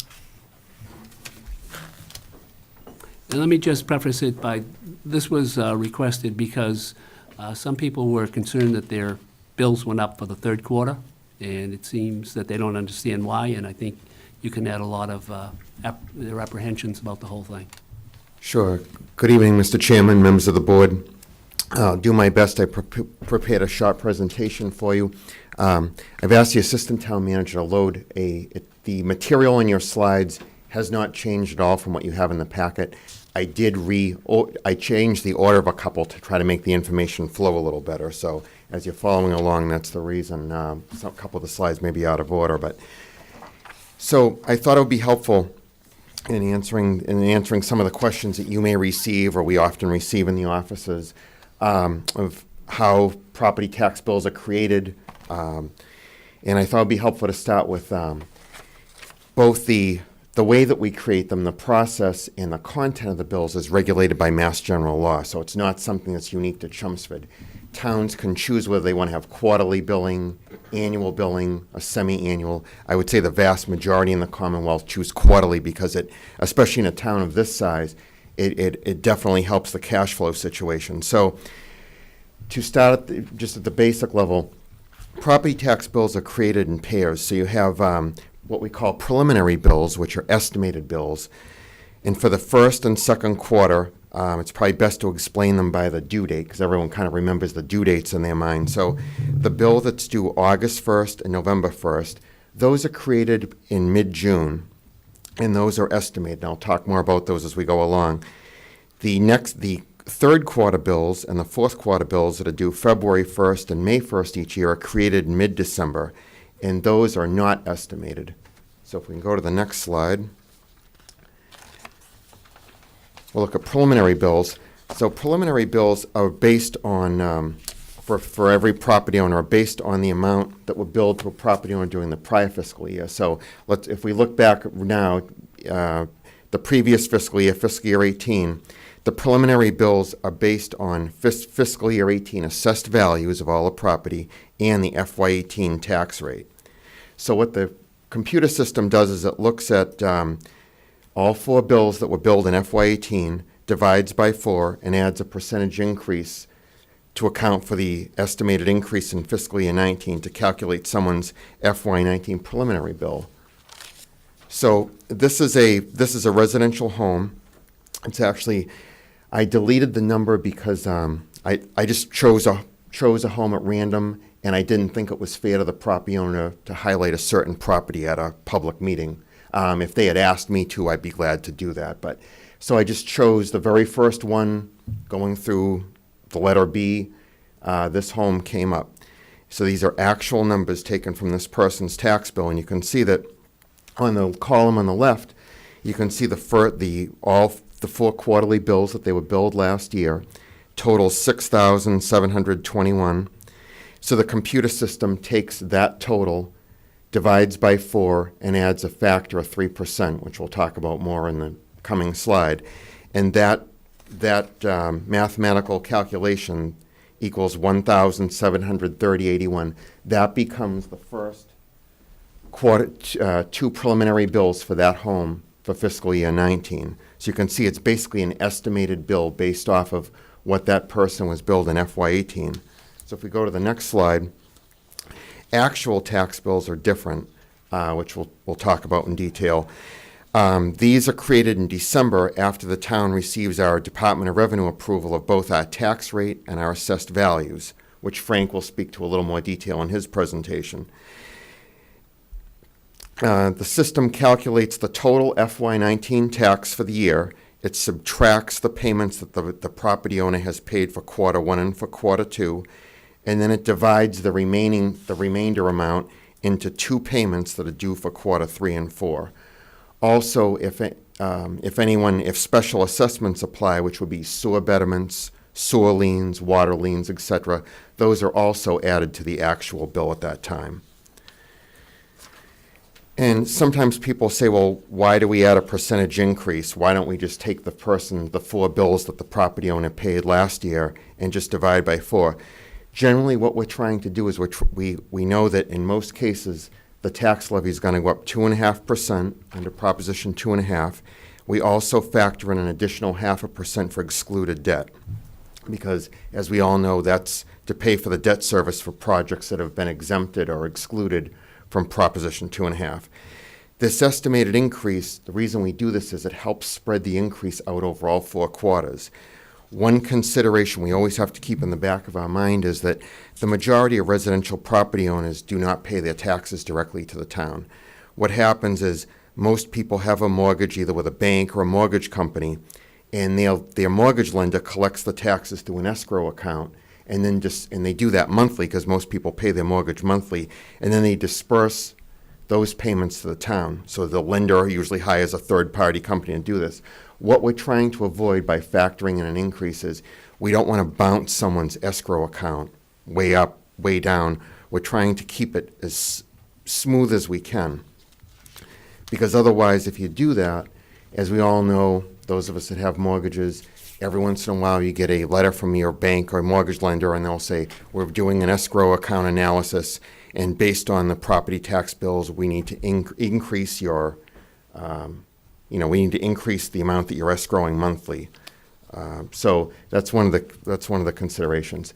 So going back to this home that's on Brook Street, if we look at the way the bills were created, fiscal year 18 on the left, you can see that the person paid $1,730 for the first 2 quarters, and then for the next 2, when we created the quarter 3 and quarter 4, the amount went down in this case to $1,531.17. Again, these are actual numbers. The reason for this, you can see that if I'm looking at it from this homeowner's perspective, I'm seeing between quarter 2 and quarter 3, my quarterly tax payment went down just over $199. However, as the town manager and I usually say at public meetings, most taxpayers don't look at from quarter to quarter. They look at what are my taxes for the whole fiscal year. So in this case, this homeowner is going to, if they analyze their bills, last year they paid $6,721. This year they're paying $6,523. So their total taxes for fiscal year 19 decreased just over $197. I have the assessed value at the bottom for each year so you can see how the assessed value played into this. Looking at it, in most cases, it usually goes the other way. In most years, it would go up probably $250. In this case, it went down because of the change in tax policy moving to the split rate. So, Frank, and again, this is just one home. I know as treasurer collector, I get numerous calls. I'm sure as elected officials, you get numerous calls from taxpayers. This is one home. Frank's going to, because I also know that, we all hear from people whose bills moved in an opposite direction and went up. And so in Frank's presentation, he's going to show you a few more examples, both some commercial properties and another residential example. And just, I noticed there in that illustration that you used, that was a 6% increase in the homeowner's value, where Chelmsford overall residents experienced 7.7. So I'm going to assume that's why some people's bills went up. Right, exactly. If it went up over, I believe we said 25 to 30? Probably about 30 to About $40,000. If any increase over 30 to 40,000, we found was the tipping point of the break-even point, where if somebody's home went up more than that, then they most likely experienced an increase in their bill instead of a decrease. So anybody's house over like 420? Well, it would really depend on the change, the actual change more than the. Right. I'm using the 7.7, yeah. The multiplier that was used to going to the first 2 bills of the next year, the illustration you gave was 1.3. That's the 2.5% plus another 0.5%. Right, yes. Traditionally, every year, do you use the same 3%? Years ago, when excluded debt was higher, we were a little over that. We were right around 3.3, if my memory's right. Recent years, we've lowered it slightly to 3. I would be reluctant to go lower than that because I think what you'd be setting people up to experience a higher increase on their last 2 bills, and it would impact their escrows and all of that. But I think, hopefully this will help people see how we do create the bills within the guidelines of the law, and that no matter what town you're in, a lot of times when we say quarterly billing, people think in their heads, well, I'm going to have 4 bills per year, and they're all going to be the same. My goal here in this presentation is to explain why all 4 bills won't be the same, and will probably, won't be the same under Massachusetts law, but just to try to explain how how they're calculated and how they come about. I think that there was a lot of inquiries from residents in terms of how does my valuation go up? And it's just normal. They may have noticed it this year, but the same thing happened last year and the year before that and the year before that. Yeah, I mean, I don't want to steal too much of Frank's thunder as chief assessor, but I will say that one of the things that people may not realize as he does his job as chief assessor and his staff is Frank's mandated to place a full and fair cash value on each property within a very tight statistical range, so that if his property values that he establishes and his staff deviate from the true market value, the DOR would not sign off on them. So part of the issue with the values going up is just we've been in a really strong real estate market for a few years now. So, it's good if you're selling a home. It's all in the perspective that you have. If you're not selling, then you may not see, the benefit for a while, but I'll let Frank discuss the values. Before you leave, John, before we get into the valuation discussion, if you look at what happened here, and it's just want to give an insight to what's going to happen next summer. As you can see, the fourth quarter being the June bill of this property last June was $17.48, and then meaning that fourth quarter bill, their bill that was due in May.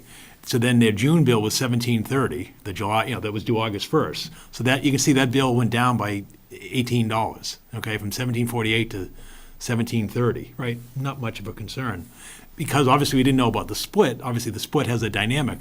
But what's going to happen right now is that property, if the value stays the same, and John makes no adjustment for the 3% or what have you, that $15.31 bill is going to go up $100 in July, because you're now taking that $65.23 and dividing it by 4. Do you see what I'm saying? Mm-hmm. So what I'm saying is, if those people are going to if they look at their tax bill for this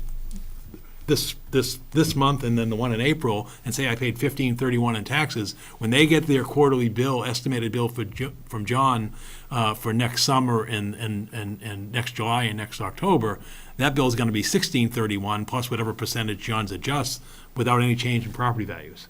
I just want to point that out, so to give you a head start in terms of the calls you might get this summer. It would have been $18.31. Right. No, but I'm not saying it's bad or good. I'm just trying to say is. Yeah, but nobody knows what it would have been. Nobody say what it would be. Much like John or we didn't know what the split would be or would it be a split. You now know that if all things are constant, that bill for next July is going to go up $100. So I just want to pepper people's minds. The system's just going to average out that $65.23, and if you divide that by 4, that's $16.31. And we've already booked you for next June. All right, so just trying to give a heads up. Now it gets more complicated because Frank comes in with the change in valuation. As usual, I'm here to muddy the waters a little more. I want to also follow up what Paul said. When the preliminary bills are issued next year, it's stabilized. It's essentially, it'll stabilize the numbers that just came forth coming out of 19. So for some of the residential, it'll roughly go up a little bit, it'll show. But for the commercial, who of course in these last 2 quarters have realized, quite a spike in their taxes. One of their questions to me is, since the last issuance, the last week or so, is what's going to happen next year. I'm going to tell them, well, this thing is my next bill's going to be $11,000 and $12,000 per quarter. So no, it'll come down off of that. As Paul said, it'll stabilize next year, assuming all things being equal in terms of the split rate looking forward. Much of what I'm going to say here is kind of reiterates what John said. The first 2 bills are preliminary. That's an estimated bill. They're based on prior year's taxes paid, 2.5%, the statutory 2.5%, plus 0.5% for the excluded debt. These factors are intended to spread the tax increases over more evenly over the 4 installments. Any of the adjustments that are made must be uniformly applied to all parcels. So certainly when we add the 2.5%, it's to the levy, which of course applies it evenly throughout the town for all taxpayers. Assessors have may adjust the individual parcels if there have been major changes to any parcel. If we have a property that experienced some new growth and they added on $120,000 addition, the value is going up $80,000 or $90,000. We would include that in the preliminary bills. The intent, once again, is to try and stabilize that for all 4 quarters. That can also happen in the inverse. A fire takes place. We had that a number of years ago where a fire took place where quite a bit of loss was realized. So we brought the value down to reflect that. new growth is calculated as of each June 30th. So for fiscal 19, June 30th, 2018 was a kind of is a snapshot time for new growth. All properties that experience any kind of improvement, it's what the percent complete is as of that date. We continue to monitor the new growth right through August and into September. Even though we're kind of looking backwards, we'll go out and visit a property, make reasonable assumptions to how complete the project was, going back a month or so prior to that. As I said, larger projects, both residential and commercial, with substantial value increase, are incorporated into the preliminary bills in an attempt to stabilize the impact. This practice is actually discretionary, but we found that not doing this, and when any increase in the valuation of a property as a result of new growth is realized on the third and fourth quarter, that could be quite an impact in terms of somebody's personal budget for their property. Adjustments to assessments are arrived at through analysis of arm's length sales. Subsets are created. By subsets, I mean we have all 350 single-family sales that we conduct the analysis on. Subsets would include looking at them, culling out them by style of home, lot size, the age, the location within the town, that sort of thing, sale price quartiles. As we've discussed in the past and for classification hearings, ideally, the assessment sale ratio for all 350 would be, say, a 95. In other words, on a median basis, the assessed value is roughly 95% of the sale price. All subsorts have to be within a tight range of that, roughly 4 or 5% either way. So ranches, for instance, would have to be within 4% of 95 and on down the line for each type of property. Each age quartile. Zoning, we look at it by zoning. Properties that are that sell outside of the zoning size. If something's zoned at 40,000 square feet, those properties that sell outside that, what's the ratio for those? In any given year, a style of home or a locational adjustment may exceed other types. We've had years in which a ranch exceeds what the increase would be for any other style. This kind of gets back to what you were saying, Ken, a little bit. Why would some kind of outpace another? Because all the subsorts have to fall within a tight range of the overall median, they all have to be within 4 or 5%. If one style of home is just lagging behind statistically, then we have to bring that up to match it and get it to be within 4 or 5% of the median. That may mean and does mean that the increase will be greater than many of the others. It could be 8, 10, 12% on the building value. That's also the case with land valuations. We have the whole town is coded out with what we call a site index. It goes from site index 4 to site index 9, and it's graduated. Probably 60% of the town is site index 5, which is Chelmsford average in terms of land value. It goes up 5 or 10% for each increment, recognizing locational adjustments. There may be some years in which those adjustments, when we do our analysis, have to increase more than others. Frank, I'm having trouble wrapping my head around this. Okay. So let's say we have a particular percentage of arts and crafts bungalows in the town, and for some reason they're selling below. So what does that mean? So if they're selling 7 points below instead of 4? That's right. Suppose my initial raw data shows that the median on craftsman style properties is at an 84, well below where I'm going to need it to be. Other properties, capes, colonials, are at a 90, 91, 92, meaning I don't have to go up very high on those. But the other ones, I do have to go up somewhat dramatically. So what we're going to see is the colonials and the capes will go up sometimes, say 6 or 8% overall when you include land value. But the bungalows, in order for me to get that within 4 or 5% of the overall, I may have to go up 10 or 11%, which means their value is going to go up that much more, which means their taxes will go up. So that's why. So even if my arts and crafts bungalow is not selling as fast. Well, they're selling, but if it's selling well below, if it's at an 88 or an 89, meaning Yeah. I've got to come up. My assessments are too low. I've got to bring up the assessed value in order to get to my statistical 91 to 92% ideally. So I have to bring it up more dramatically than some others. Are you saying that in reverse? Are you saying that you've got to come up, or? Yes, if The ratio of sale to assessed value is what he's that's speaking the about. ratio to sales to assessed value. If some is selling well below, or the sale price is well above, but the assessed value is well below, that's what I'm trying to say. So he's saying if your bungalows are worth more, Yes. he's going to bring it up. But she's saying if your bungalows are selling a lot less than Then average homes, in doing the that opposite. case, I You've would got to have- bring it down. So bring it down or remain the same, which is not uncommon for some That's why I styles was of homes. confusing. You had it. Yeah. You were I- the way you I- explained it was right. reverse. All right. I was thinking more dramatically of the ones that have to come up. Once the data has been collected and the analysis is complete, the new growth market-based adjustments on real estate and personal property are submitted to the Department of Revenue for certification. The DOR reviews and may make recommendations in order to certify new growth and to ensure that the values are being at full and fair cash value. The values having been certified by the Department of Revenue kind of paves the way for the tax rate for the classification hearings, at which point, obviously, I deliver the relevant information with regard to the 4 items that we're familiar with: the split rate, the small commercial exemption, the residential, and the open space discount. The tax policy votes taken by the selectmen are required by Mass General Law in order to submit the rest of the recap, to the Bureau of Local Accounts for certification for the fiscal year's tax rate. That would include the information that comes mainly from the accountant and the finance director in terms of the levy and that sort of thing. These are examples of real properties that were either brought to my attention or I found them. This was one gentleman who came in to discuss this property. It's an office building, 12,000 square foot office building. You can see in 18, this is similar in a way to what John was presenting. It's a $1.6 million property, went up to 1.7, just as a matter of market. In fiscal 18, relatively stable as we go to $7,000 per quarter. And then we have the calculation, the total taxes paid, $29,035. And just as John described, the 3%, it's split into 4 payments. And with the first 2 quarters of the preliminary bills for 19 was $74.76.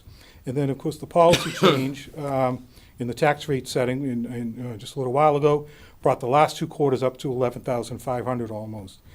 The increase of about $88, almost $8,900. Frank, can you put Q1 in that example is, what's the date of that bill? On your right side, Q1. Q1, Yeah. it's the preliminary bill, the first one, that's the August 1st bill. For August 1st of, when would that have been received? August 1st of? 18. That would have been the 2 preliminary bills for 19, for fiscal 19. So the first 2 bills go out at $7,400, not unlike most of the bills for. No, I'm And talking that about. 7476 is that prior year total divided by 4 times 1.03. Right. No, that I get, but 7211 would have been the August bill that went out in 17, Yes. right? Yes. Yes. Yes. Yes. Yes. So, Sorry, so yes. that 7476 is a bill that would have gone out in August of 18. Exactly. So basically, 6 what you have to months tell, what we're telling people is that your tax value was set back in the summer, but because of the way the split is done, we've got to play catch-up on the Exactly. next 2 quarter bills. Exactly. For anybody who's listening. Exactly. It's a catch-up provision. And that's why I said, when I first started, to follow up on Paul's remark, that $37,900, it'll be something like that next year, all things being equal. So those payments will be a little bit more stable between the 7 and 11. Right, so they'll pay 1111, and the next year, all of a sudden, It would without any drop- changes, it would 8 drop and to- 8. It would drop to 9,500 That's if you right. divide it by 4. That's right. without Yeah, stabilizing. okay, yes, I'm sorry. Right, so they're gonna save $2,000 just by the fact that they're no longer playing catch-up. Right. Save, sell that to them. You know what I'm saying? They're not Right, gonna- and actually, it meaning is- they're not gonna have the bill. They'll come in and they're quite understandably, they're concerned when they see the $11,500. My God, is that going to be times 4 next year? And The answer is no. to some extent, I'm allowed to give them some consolation that it won't be quite $11,500. Well, I hit the jackpot on New Year's Eve. I was out to dinner, and in the restaurant were 5 small Chelmsford business owners, building owners, All of whom probably, who all on their way to the bathroom stopped to talk to me, one at a time, and wanted to know why their bills were so high. I told them to all come see you. that's fine, because I say the same thing, Ken. The other thing I wanted to mention before I forget, before the evening's over, is the small commercial exemption. There is, and I think I mentioned it during the course of the discussions during the hearings, that's an application. There's an application that could be filled out for those that don't think they received it, because it wasn't identified on their bills whether they received it or not, unfortunately. So for those that know their building is less than $1 million and have some sense of the employee count within the buildings, they may want to contact me or have their tenants contact me to file for or apply for the small commercial exemption. And they have until April 1st to do so. When they look on their bill at the rate, so the commercial rate is 22. 22, 21.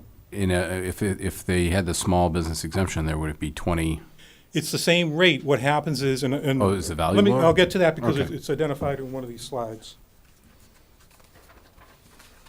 The next one is a single-family home, and kind of John addressed some of this in which somebody realizes an increase, and that's done mainly because of the relatively large increase of the valuation. Once again, this was just a style of home that had to come up in valuation. So you can see that they went up $227 roughly, which is frankly typical of an increase that we've had over the last number of years. Had we not had the split rate, it would have been somewhat more than that. The next slide is exactly what you're talking about, Ken, I think. This is a real parcel, a commercial, retail commercial property on Chelmsford Street. Fiscal 18, you can see their quarterly bill, roughly $3,200, totaling $12,686.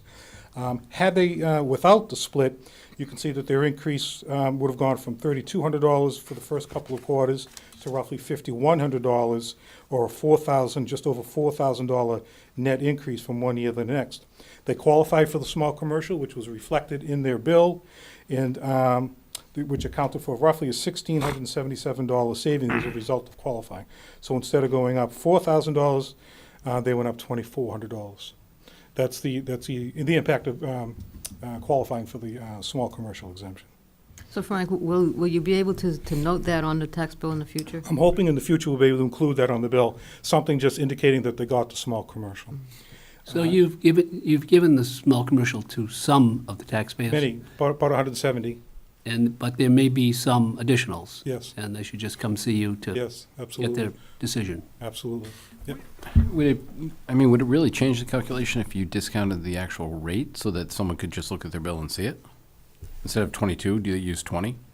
I'm just using round numbers, but. There is a number out there that would probably do that. It's going to vary from, I've never tried to do that back into a tax rate coming off of that. The way it's calculated is for using this same example, it was valued at $755,000. Simply take 10% off of that and multiply it by the tax rate, and that's how we arrive at it. I'm just wondering, because then you could put out, the small business rate is 20, the regular rate's 22, and the residential rate is 16, 35. and then looking at your bill, you know where you sat. Right. Unfortunately, what happened, the way the bills read was it gave the actual assessed value that we calculated the taxes on. By looking at it, you'd never know. Ideally, I'd like to see either in text some sort of mention of it, or even strung out how we arrived at the tax amount. Any questions? Just as a seat of the pants answer, are you getting more calls this year or less calls? I'd say about the same. What I'm noticing is maybe a little more. What I'm noticing is I'm hearing from people I hadn't heard from. On the commercial side, I'm not hearing from the larger ones yet. It's only been a handful of days at this point. But I'm hearing from some people that are, like the Chelmsford Street properties, people that I hadn't heard from in the past that are getting a fairly substantial increase on their third and fourth. On the residential side, they're certainly not coming in, giving me credit for having lowered their taxes at all. They're coming in and talk about their valuation. I went up on land fairly substantially this year, a little bit more than I have in the past, and that seems to be, that was noticed by people. Great. Frank, when you assess a house, does an extra bedroom change the price much? Doesn't. Bedroom count is descriptive. What I put more emphasis on is the square footage of a home. Where that's not the case are two bedrooms. 2 bedrooms or less in a single-family home. I put a factor on it. It's been my experience, and we include this in some of the analysis we do.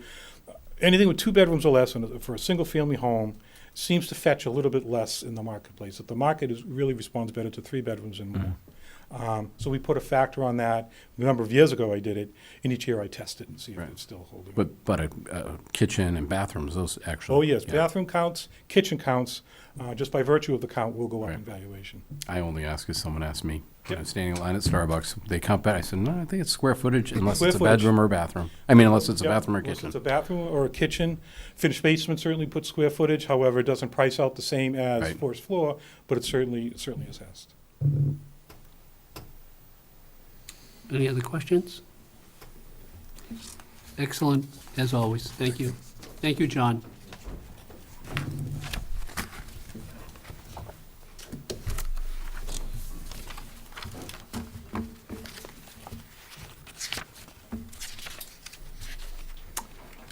We had some suggested MMA resolutions. First we have Jim Mr. Martin's report. Excuse me. Mr. Treeman. Have you seen one of these little guys yet, Yes, personally? Bring 'em in? personally. Bring them in? Bring them back Well, alive? or- they look they're pretty rugged right now. They don't age very well. But this is, I think some of you probably remember when the Dutch elm disease went through here and you were losing trees hand over fist because they were very common. Well, in this case, ash are not going to be that common, but it's the same kind of situation. Next slide, please. This is what the guy looks like. You can see the penny in the background. It's actually a prettier insect than what the picture shows. They've been referred to as the beautiful killer. This was introduced, as native Southeast Asia, probably came into the country on packing material, probably from China. At the time, they were using raw wood, and the insects came along for the ride. Since then, it's spread out in all directions, 25 states, 5 provinces in Canada, and is continuing to spread. Killed over, and this is an old figure, 100 million trees, and is probably going to go way up. The people that I've talked to seem to think we're probably going to lose all of them. Native trees, no resistance. Takes about 3 years for the tree to die. Next, please. And you can see where it's spread. And one of the big things is firewood. Campers like to take firewood when they go camping. So people take infected wood and take it along with them. That's how it probably got up into Nova Scotia, up into northern Maine and whatever. They don't fly that much. So it's just, that's the way it is. Gonna have to live with it. Seems to be along the main highways that you first see it, and then it spreads out from there. Next, please. Okay, past 3 years, the tree committee has been working with the Conservation and Recreation to determine, do we have a problem? And we hang traps. It's a plastic triangle about 18 inches tall. Some are green, some are blue. We've been using the blue ones because they're free. Inside is a package of material. It's a bait that smells like an ash tree to an emerald ash borer. Next, please. This is what the trap looks like. Hang them up in the tree. Next.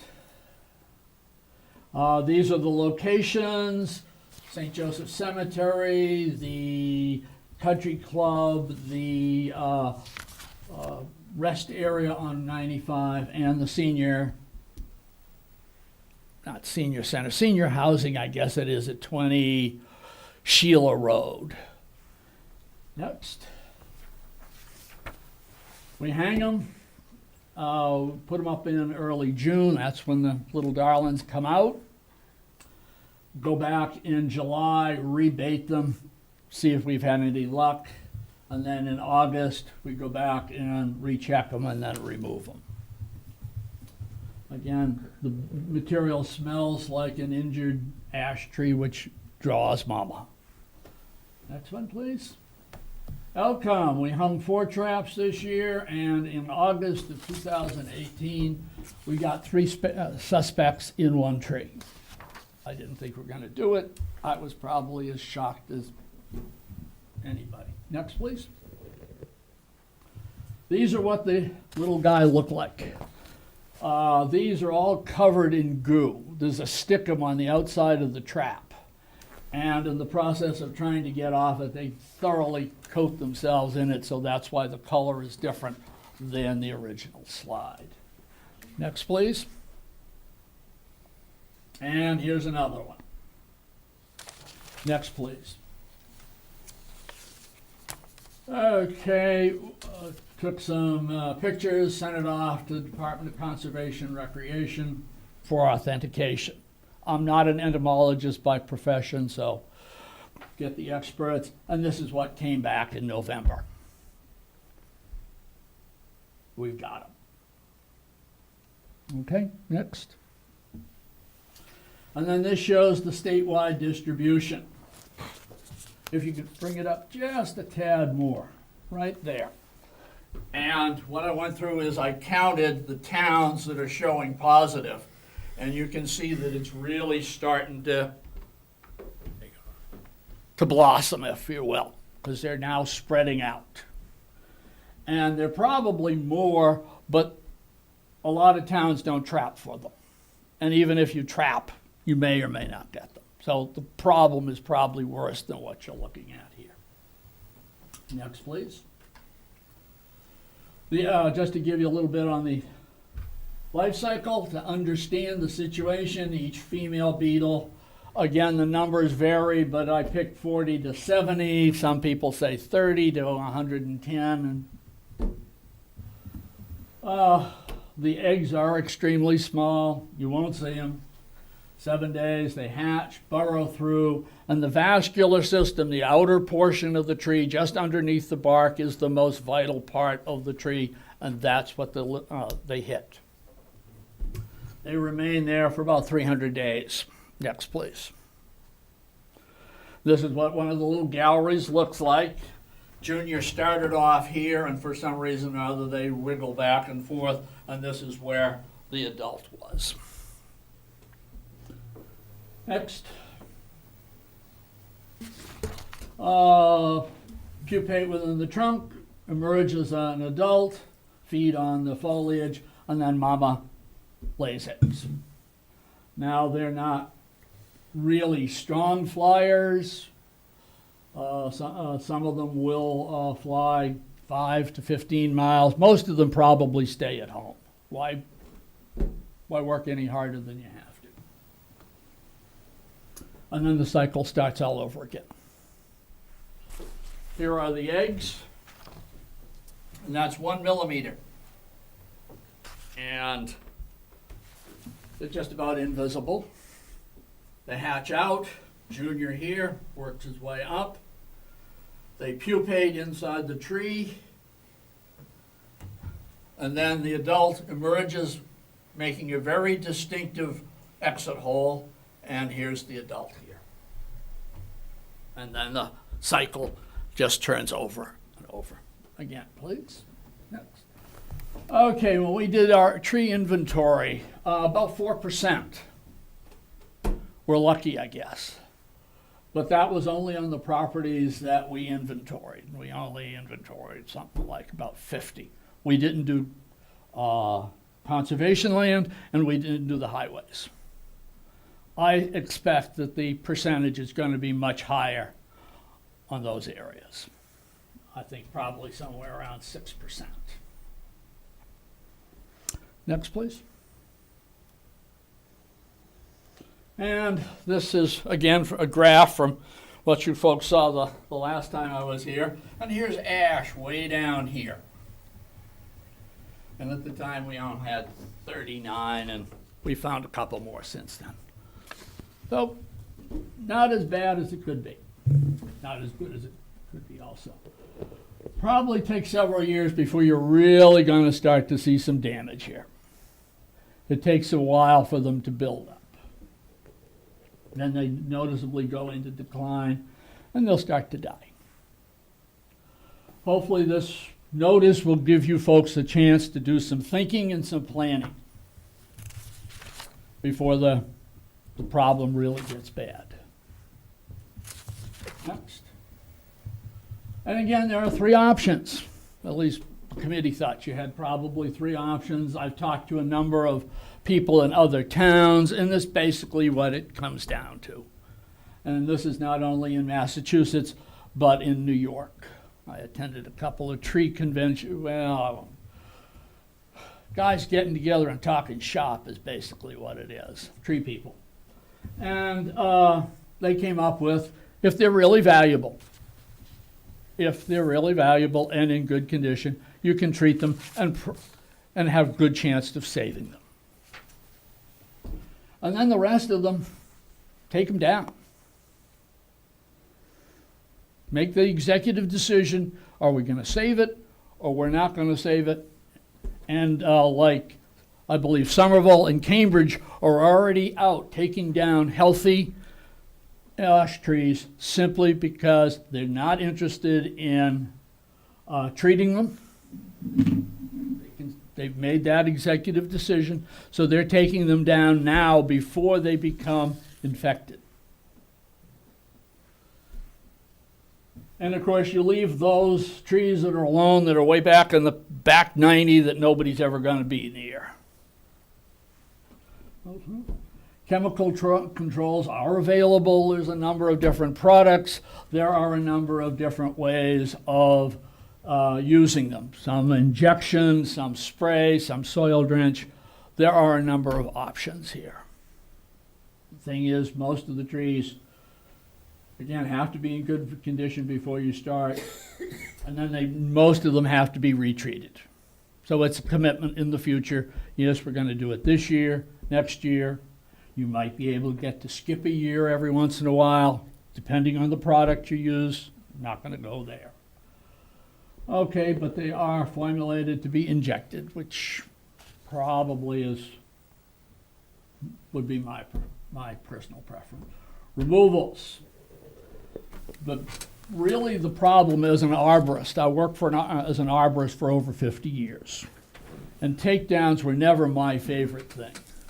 But this is special because it seems to be that once the tree is infected, something goes on and the tree rapidly loses its structural strength. They had a picture.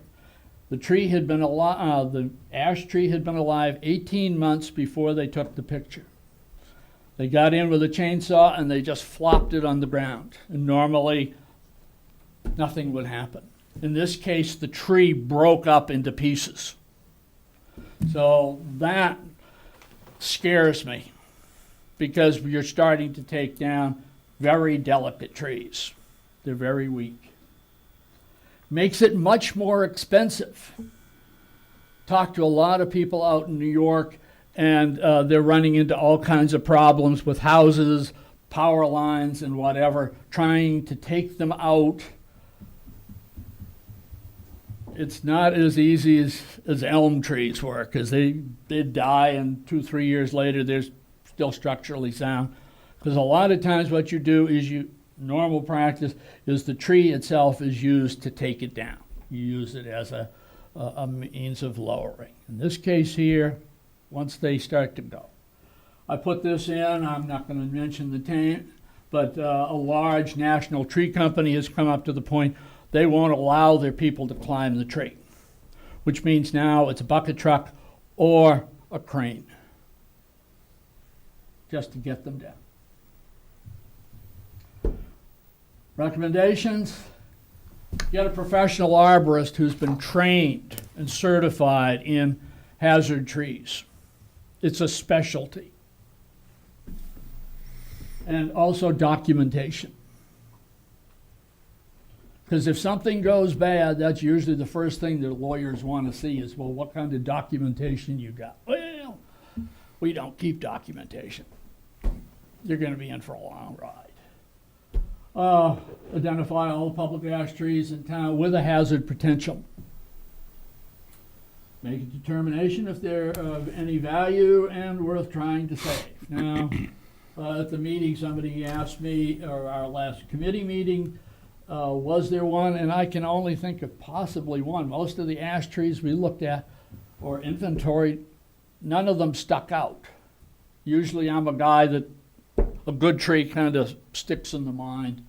So I didn't see anything that I thought was really. Yes, ma'am. So when you're talking about a good tree or a tree that is valuable, right, are you talking about one of a particular age that is, so the point of saving one is that based on an assumption that we're going to figure out a way to permanently eradicate these beetles and we would need seeds to regrow the tree population? That probably is a state or national problem. They're working on predators, but that's a long, involved process. Right, I would imagine so. So And then I- you got to get a predator to get the predator to get the predator. Well, you don't want it to become more, it likes emerald ash borer, and then it likes a mean- lot of beneficial insects. Yeah, so I don't know, I lived in Worcester for a decade, and Greendale is no longer green, which is where my husband grew up, and it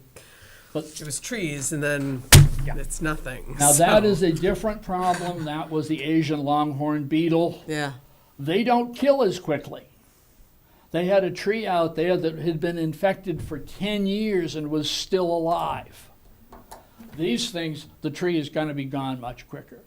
So I guess what I'm asking is, what makes an ash tree valuable? Well, if it's in your backyard and it gives you summer shade, I'd Right. say that's.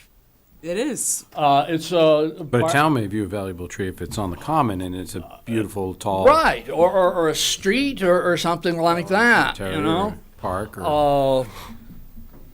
The one possible, you've got one over on the, forefathers' burial ground that kind of niggled off on the back of my mind. Maybe, but somebody's going to have to make the decision, is it worth it or not? And What about if the tree is on personal property? Well, Is that then an eminent domain situation? No, that's not I think then this is going to be the problem of the local property owner. Yeah. With Dutch elm disease, as I recall, and it was a long time ago, they tried to control it, and in some towns, if the property owner didn't take it down, when it became infected, the town would go in, take it down, and then put it on their tax bill. I have no idea if that would fly anymore. I'm not sure all towns did it, but I know some of them did. But it's probably going to be a property owner's problem, and probably it's going to be worse for them than it is going to be for the town. But unfortunately, by the time the property owner realizes that the tree is an issue, it's going to be too late. Yeah. Because it's so quick. So- I've sat through this presentation already and had a lot of these questions answered. So who makes the determination of the three choices? Is that the Board of Selectmen? Is that town manager? Tree warden? Don't we have a tree warden? We have tree warden. And if it involves funding, it's gonna be town meeting. I You know, we I have haven't tree heard any warden. numbers in terms of what it would cost. Well, to I think Very you could person probably committee. put in, director, yeah. again, I've been out of the business a couple of years, but I'd throw in somewhere between $500 and $1,000 a tree. So is this something that should be presented to town meeting so that they're enlightened about this whole thing? Because it sounds like it's a Well, big dollar item. We gotta figure out eventually. what's the ask? Yeah. The ask is information, that this is coming as a bill to the town, one way or another, to the residents or to the town per se. So Well, we're talking about 6% of the If- trees. We're If not I talking could about. make a suggestion, How many trees is that? 39. Yes. How many total trees? So 39. I have no idea how many public trees there are. Oh, just, what would you guess, if you How had to many- guess? How many Couple ash hundred trees? thousand, probably. How many ash trees? Couple hundred No, thousand. no, ash tree. But how many ash? Okay, and then, I don't know, I'm terrible with math, but two, let's 18,000? say 3%. I think 6,000. it could be. But you're not going to touch any of the ones that are sitting out on conservation land or in the woods that. Well, we haven't looked at it. I don't know. I would assume the conservation land probably has more above that, but 6%. To be realistic on this, I mean, and I only use this example because, when I leave my neighborhood and I come to the top of Wigan and I'm sitting looking on North Road, left and right, the lot across from me has about 8 dead trees leaning onto North Road. The town's not going to do anything with those. They're personal property. If you go out and you take a walk in Great Brook Farm, or you go out into the quarry and you walk that like you do during the Christmas tree hunt, and everything, everywhere you look, there's dead trees leaning. I mean, are you really going to go out as a town and say, well, this is dead trees leaning on town property? They lean. I mean, dead All trees right, are. so if you know that this is a health hazard and you ignore it, and one falls on a citizen, It's a whose safety, responsibility? a safety hazard, right, if it's a safety hazard, if it's in the right of way, and I think that's the concern. If the right lawyer. Right. let's Oh, say, yeah. If it's in the right. Well, we already if have it's that in the right of problem. way. Take a walk in any of the town forests. There's trees leaning everywhere I'm just, that are dead. trying to focus on this one problem, and So is the only real solution is let all the trees die, and then the beetle goes away? yeah. Just the 6. I'm sorry, just I'm the a 3% tree of the person, elm. you know, it pains me. Seed but bank that- them. Seed bank them in Norway, and then once, Yeah. you know, I mean. But is it, you know, Yeah, is, you can't- seed bank isn't with the, Norway. isn't there a counter argument saying Is that that what the seed somewhere bank in is? some I know, but you secret can lab seed bank somewhere, the US someone is working on a Oh, yeah. solution? Yeah, but And they if you would just have a let them all seed go, bank. and then The they come seed up with a bank is in solution, if you Norway. just had tried a little harder, we could have got there for you. Well, I don't Somebody know must have one, what but the the harder permafrost would ones be, in and Norway. I don't know how it would work, because you can't change the genetics of the tree, and they're susceptible. You know, it could be that some mad scientist has found the problem, the solution to the problem. I don't know, but I'm a betting man. I've been through winter moth. I've been through emerald ash borer. I've been through nematode problems. I've been through some of these things, and a lot of times, you know, I can't offer you much hope. To be, I'm being honest with you. My thought is you get organized, get an inventory, find out how many ash trees you've got, then make your decisions, go ask for funds. Now, if you know how many trees you've got, then you can start taking them down in an orderly manner before you have to take them down. Is the state monies available for this? I Not don't that think I'm so. aware I don't of. think this mandate is, No, I mean, there was a concerted effort in Central Mass, Yeah. as Emily described earlier, when there was the problem there. The state did come in and the town stepped forward and addressed the conditions at that time. But I think even in this presentation, you said it would be several years before the problem. yeah. Yeah, so Yeah, you found 3 in 1 tree, right? Right. Yeah. Right. So I don't think it's an So- immediate Trap set, concern. 3 in 1 trap. Right. And they are hard to identify. It could be that I possibly overlooked them, but I would expect there are probably many more out there. If residents wanted to set a trap, are those available? You said Well- the blue ones are. Well, the trap is only to show them, not to catch them. Yeah. They're not a control measure. Right, I understand that, yeah. Yeah. The trap, all that does, it doesn't kill 'em. And I can't remember what the traps cost. We got a deal from the state. They had a bunch of traps in inventory, and there was no money to hang them. So, volunteered. But, you know, it just tells you, hey, you've got to, it's Right, kind I of like a understand. smoke alarm. It Right. goes off, it doesn't tell you where it is, it just tells you, hey, you've got a problem there. So you want to be able to give it to residents to see if they have it? Well, I would think if maybe some residents have 10 or 12 ash trees in their yard, they might want to see if there might be an issue. You didn't hang these on ash trees, though, did you?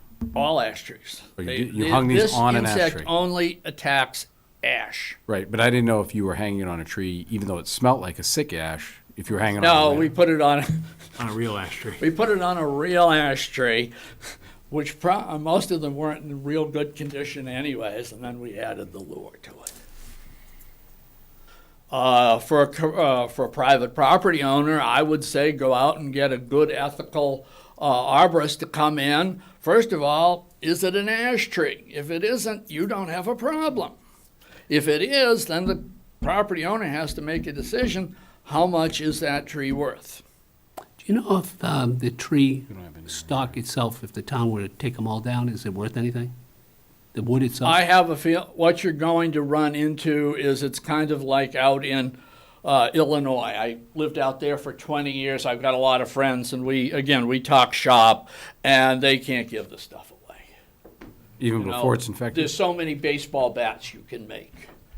Well, furniture, a lot of furniture was made out of ash, very hard wood. A lot of the urban trees aren't in very good condition anyway, so. I don't know, you might, but the problem is Chelmsford will be selling them, and all your towns around there are gonna be selling them. I have a feeling you'll end up paying for people to take them away. But I don't know.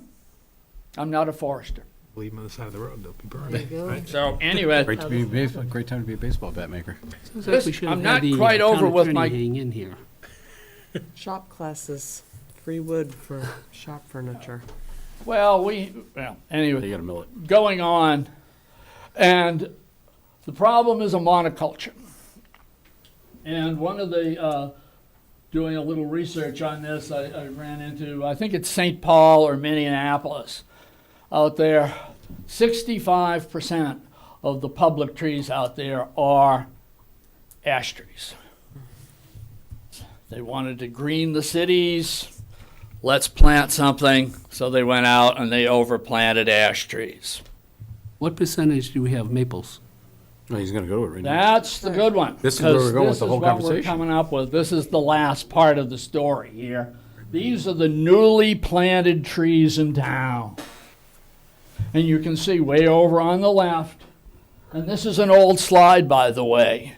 You could add probably 40 more maple trees to the column. Just because of the high school, right? Because of the high school and some of the parks. So So anyways, and this is just red maples. And you got whites, sugars, and whatever, but these are newly planted trees. This is going to be a gift to somebody's children and grandchildren because you're planting a monoculture. And we, to be quite honest, the committee made the statement last time. You gotta stop planting maple trees. But what happened? High school, 32 more. And not only is it maple trees, they're planting the same cultivar, the same clone, genetically identical. Is there a, Somebody eventually. Can you go in and is do there a like maple bug out biology there talk? somewhere? I'm sorry? Is there a maple bug out Well, there? I would assume that there probably is. It's probably the cross-eyed maple borer that sooner or later is going to show up. So I guess the point of this whole thing, Glenn, is ideally what you'd like to do is have the town adopt maybe 8 species or 10 species of trees and rotate through planting them. So when you plant, you plant 1 through 10, 1 through 10, 1 through 10. Or whatever, but this over-reliance on maples is really, I enjoy this committee. I know This you is do. fun. is really going to be a problem. So you set up one of your spreadsheets, you give it to the high school, and you say, guys, this is what you do. Stop planting clones, those are No, bad. it's not the high school. This was DPW, right? Or DPW, stop planting clones, those are bad. Yeah. You know. So anyway, that's my recommendation. You folks are the policy setters. No? Because we really can't do anything about this, but No. what we can do is be Future policy. proactive so that you were not like Worcester wiping out a whole population. I'm sorry, this whole monoculture thing is blowing my mind. Like, do we not know about monoculture already? We saw it with the Dutch elms. We saw it, like, we have seen this multiple times. We are discussing this with the monoculture issues, with crop rotation and sustainability in terms of agriculture. Like, how are we not applying this at a broader scale to everything else we're doing? I mean, our lawns are monoculture. Apparently all we plant is red maples. We're not very good at learning very simple lessons here. This is a problem. So maybe as a Well, I can tell you why it happens, because it's easy and simple. You're going to do a planting plan rather than having somebody sit down and go, okay, the X tree goes in Y slot and A tree goes in B slot. Oh, hell, let's do them all the same. And we ran, I was on the tree board out in Chelmsford, Springfield, Illinois. And politics got into it because somebody would get a maple tree and somebody would get a crabapple and somebody would complain, well, how come I didn't get the crabapple? So it's human nature. Who would But a want a lot of it crabapple? is just, it's easy. my kid. But unfortunately, usually the people that make the decisions are not the ones that pay the price. They're going to be retired or they're someplace. So should we like set a policy so that dumb stuff like this We would like our doesn't happen DPW to again? rotate species of trees when they plant their. The DPW director and I are planning to attend tomorrow night's tree committee meeting. I think Ken will be there. You know, there was just, I We'll be was on this just, tomorrow I night. caught a snatch of this on NPR, and I was trying to listen around all the other things going on, but there was something about trees on NPR today. I'll look it up. But we're talking 300 trees that the Yeah. town's planted. Well, getting back to Worcester. Given the number of trees that are in the community, I think it's It's infinitesimal. small. Right. No, But I know, the but I issue mean, is- just as policy, Right, just policy, as but policy. we ought not to think that. If you're gonna plant 39 a year, why don't you plant Right. 39 different trees next year instead of red maples? Well, and you've You know. also got the thing, are you gonna, I believe in the bylaws, it says for every tree that's taken down, the town is going to plant a new one. Should be 2. Yes. Well, It is it calls Fine. for It one. I calls for question one for whether one. they plant that One for many, one replacement. That's considering the Some number of trees that sequoias. are taken down every year. Right. So you, basically, the town of Chelmsford is losing its trees. You're taking down way more trees than you're planting. And even the ones that are planted aren't planted very well. So they're not gonna survive. So, in beekeeping, you mark your queens every year with a different color. Could you every year designate a different tree the town's gonna buy? So this year you say we're doing red maple, next year we're doing sugar maple, the next year we're doing, and just Well, rotate through? it's a little bit more complicated than that, because it's not one size fits all. You've got to match the tree to the location. Palm trees wouldn't work, would you all agree? Why not? Well, they're not cold tolerant. Well, that's probably why we're buying red maples, is because they're so tolerant where you're planting. Yeah, yeah, they're survivors. There's no. I mean, is that not obvious that we wouldn't be buying palm trees and ficus? 'Cause Well, we're not in I just Florida? bring I mean, that I up just as a- like a- I mean, No, but I've I can had give you. customers that wanted to, and you had to talk to them. But getting back to Worcester, when they lost all their elm trees, they planted Norway maples. And then surprise, surprise, and they're lucky out there that it's the feds that have come in and absorbed all the cost, and they're replanting the Well, actually, Emily, we have another great example here. You would think that it makes sense, you look in what you're planting, but our purple beech tree, yeah, when Jim went out to the 2 spots we're looking at to plant the 2 that we have left, yeah. you have to test the Soil. soil compact and the quality of the soil and Right. how much light, how much sun, shade. So it's not just, we're going to Yeah, plant you this do tree a here. site analysis. Right, because that's how you grow things. Right. And Right. But with the red maple, you slam those in anywhere. yeah, and you can get them through the guarantee period. It really takes a lot to kill a red maple. So you can just slap them in the ground, and you got a 1-year guarantee, and everybody's happy. So anyway, any other questions? If you think of anything, Like I said, we'll be there tomorrow night. okay. Come on down. Yep. It's a lot of fun. I have. Thank you. I never heard that description before. I passed out a little thing about the, just so you know that I'm not really making this stuff up. Thank you very much. you. I appreciate it.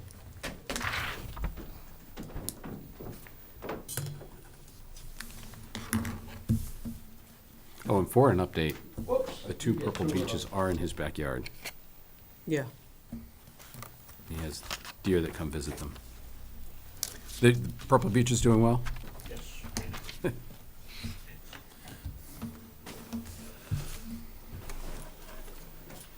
Well, I guess we'll move on from trees. If you want to have a bigger discussion, you can always say, is the human race a monoculture? Too many of a good thing. But that's another story. The MMA resolutions. That's a bit outside the scope of the Chelmsford Board of Selectmen. Is this something you're going to discuss, Pat or Paul? I You mean, probably know I it can deal better with it, than yeah. anyone. Well, I can speak a little bit about it. I mean, the first resolution, well, as you know, the MMA conference is the end of next week, and they always have a business meeting where they present several resolutions to follow through on, usually having to do with legislative matters. We have to appoint somebody to vote for us. Correct. Is that what you? Because it's often a very close vote. Yeah, usually very close, yeah, it's usually like, And every year Pat gets voted 104 to in 1. to represent us. but anyway, the first resolution, that's one it's almost always we have, it's just as far as, fiscal partnership between the towns and the state. They listen all the time. Yeah. Oh, yeah. Well, I guess it doesn't hurt to keep You gotta asking. try. If you don't ask, If you don't ask, you'll never get it, so Right. maybe you'll get it on the 5th or 6th or 14th time. So there are some issues in there, I know that are things that we've talked about here, possibly having some other local options that we could use to raise revenue, which I think would be very helpful. And again, bringing up the OPEB and timely notice to the town managers for, what the budget's going to be. So all those things I think are important. I mean, some of them we do get now, but, so anyway, I would recommend that we support that resolution. And then the second resolution is a little bit different than ones I've seen before. It kind of focuses on recycling challenges, which we've heard quite a bit about, where China now is getting more selective about what recycling they take, but and some communities are being very lax as far as recycling that's put out on the curb, and that's why China is getting so selective. Fortunately, I know in Chelmsford we still have our residents seem to follow the rules as far as what should be put in the recycling in a general course of things. And I don't think have we had any loads that have been rejected when we've taken them? No. Okay, No, we so haven't. that's. And part of the reason for that is the fact that we don't have the recycling cards actually works to our benefit. The totes, Because yeah. they actually see what's going into the truck, because they're done by They can manually reject that as opposed to the mechanical, which they're hidden in a container and then they're just dumped.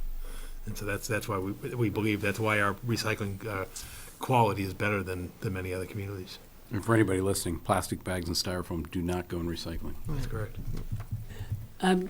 Reading through these, the first one is pretty straightforward and it sounds perfectly fine. Mm-hmm. The second one is the same, except that it contains one provision, which is the last paragraph on the first page, when it talks about such as plastic bags, when the town as a whole turned that down. And so I'm in a conundrum here. How can we recommend that when the town, our own town, refused it?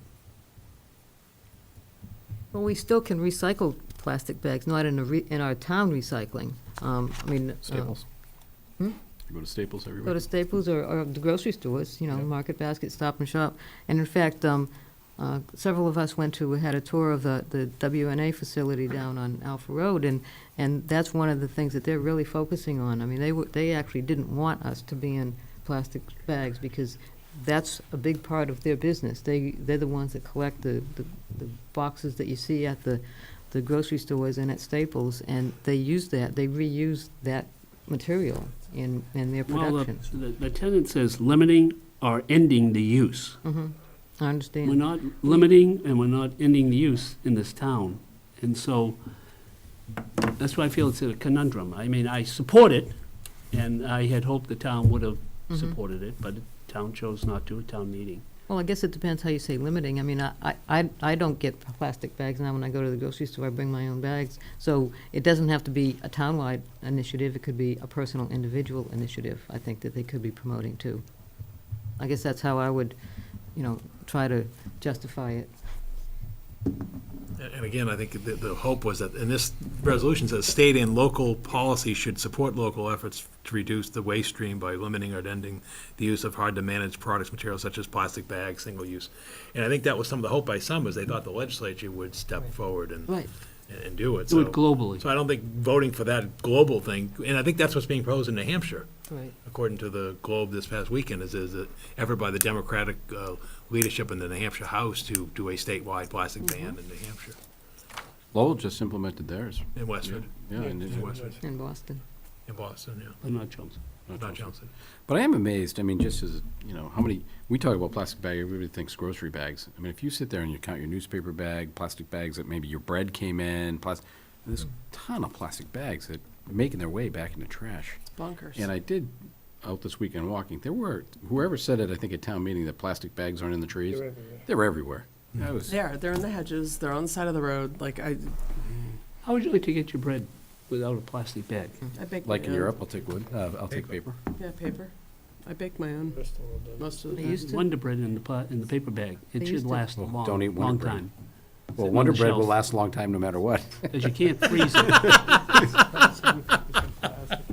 4 years, So anyway, 5 years? I would encourage that we vote to approve, to support both of these resolutions. All right, so I do we would have second. we have a motion? I'll make a motion to support the two resolutions proposed tonight. Second. Any further discussion? Well, you need to give somebody the authorization to represent us at the, Yeah, we need to do that. Do we do that separate? We can do that separate, yeah. All right. So we want to vote on the motion? All those in favor? Aye. Aye. 5-0. I'll make a motion to nominate Pat to represent us on these motions, Second. on the vote for these motions. Any further discussion? Any discussion? No? Any vote? Jeff? Aye. Aye. Aye. You're it. Thank you. By the Golden Globes, I don't know if you know this, there was someone they were talking about, you're it. I'm it. You've been elected as it. Okay. All right? Town manager reports. Yeah, thank you, Mr. Chairman. Just a few items this evening. The first one is regarding spring annual town meeting. The draft warrant is in front of you. In 3 meetings from tonight, at the 25th of February, you'll be signing the warrant for the spring annual town meeting. I've given you a first pass of a draft warrant with a couple dozen articles. Again, the first dozen or so are standard articles, and the first 15 are standard articles for every spring annual town meeting regarding the reports, adjustments to the current year operating budget, any collective bargaining agreements, Neshoba Tech School District, Chelmsford Schools budget, general budget, Finance Committee Reserve Fund, proposed capital budget. Then you get into the enterprise funds for sewer, as a upgrade to the Progress Avenue sewer pump station, doing a sewer system inflow and infiltration assessment, which is basically a full determination of the condition of the sewer lines, and then the stormwater management operating budget, the ice rink or the forum operating budget, the cable access operating budget, the golf course enterprise operating budget, and then the annual revolving funds, and then the cemetery improvement fund, community action program fund, community preservation fund.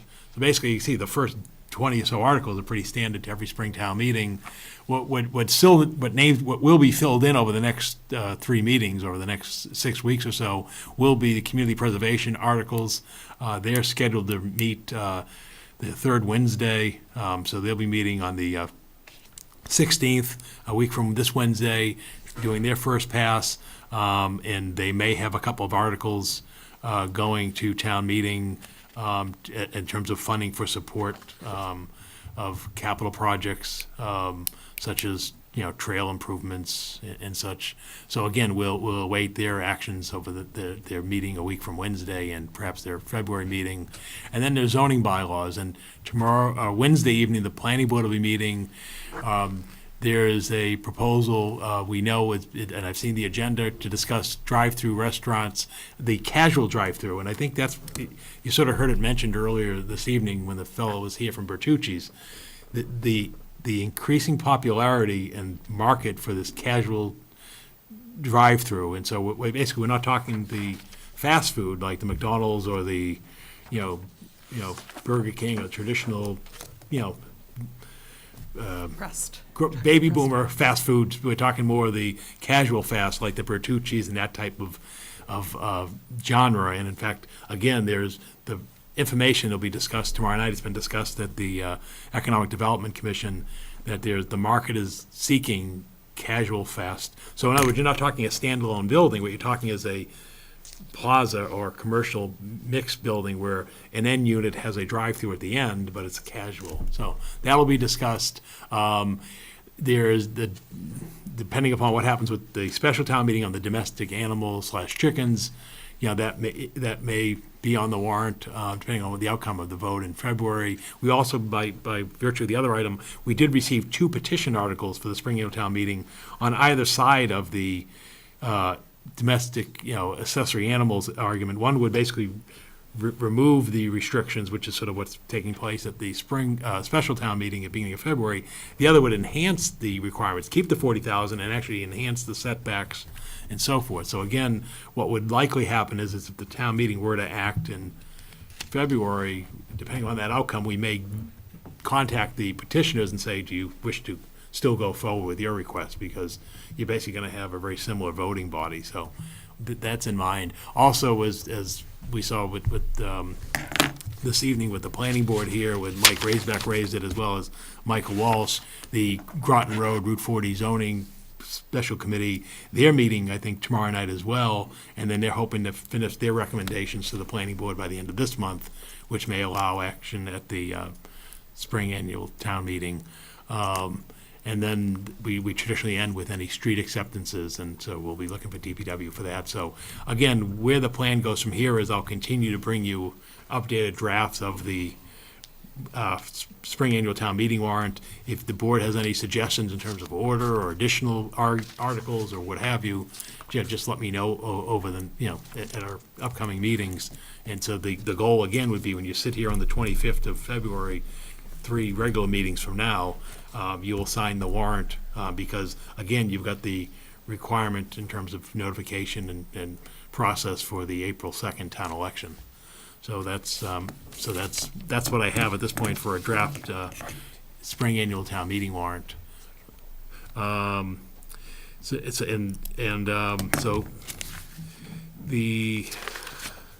I mentioned, to sort of skip to the third item, again, we did receive 2 petition articles, one from Ed Buckley at 27 Buckman Drive. You have that, it's in the packet. You have it pertains to the animals accessories to dwellings. Again, this one would maintain the 40,000 square feet and actually increase the setback requirements. And then we also received a petition article from Alexander Melville of Monmouth Street, which would, sort of,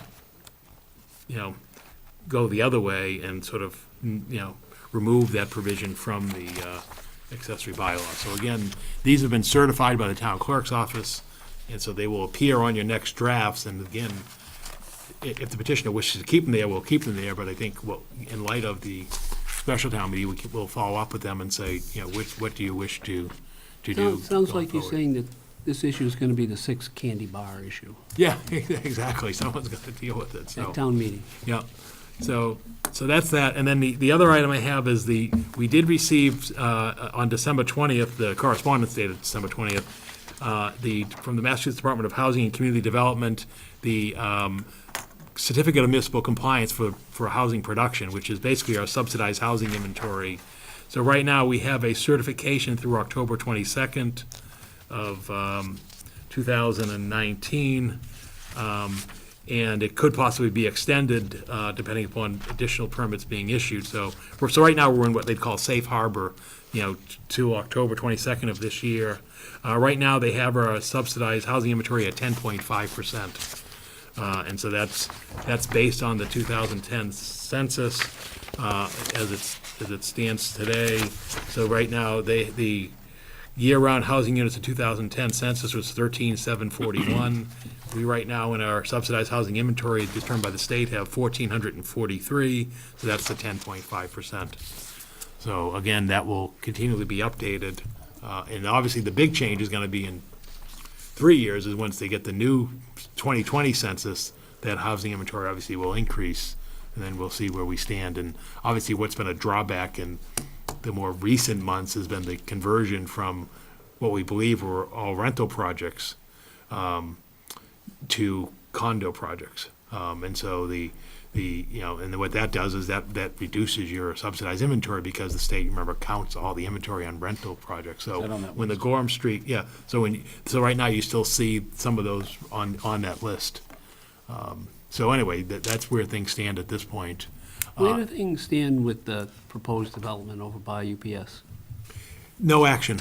The proposal on UPS Drive has been dormant.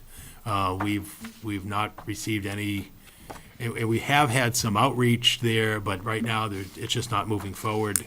Didn't they just get an extension with the planning board? Yeah, they have an extension, but it's not moving forward. So they're Right. keeping the permit active, but they're They not. did come back in front of the planning board and Right. asked for another 2 years. I 2 think it years, was. but it's not moving forward to construction. Unlike Turnpike, where you could see daily that there's construction going on, and also behind, in the center, by the rail trail behind Brickhouse Pizza, the foundations are in there, and that's construction going forward. So that's the difference between active versus permitted or extended.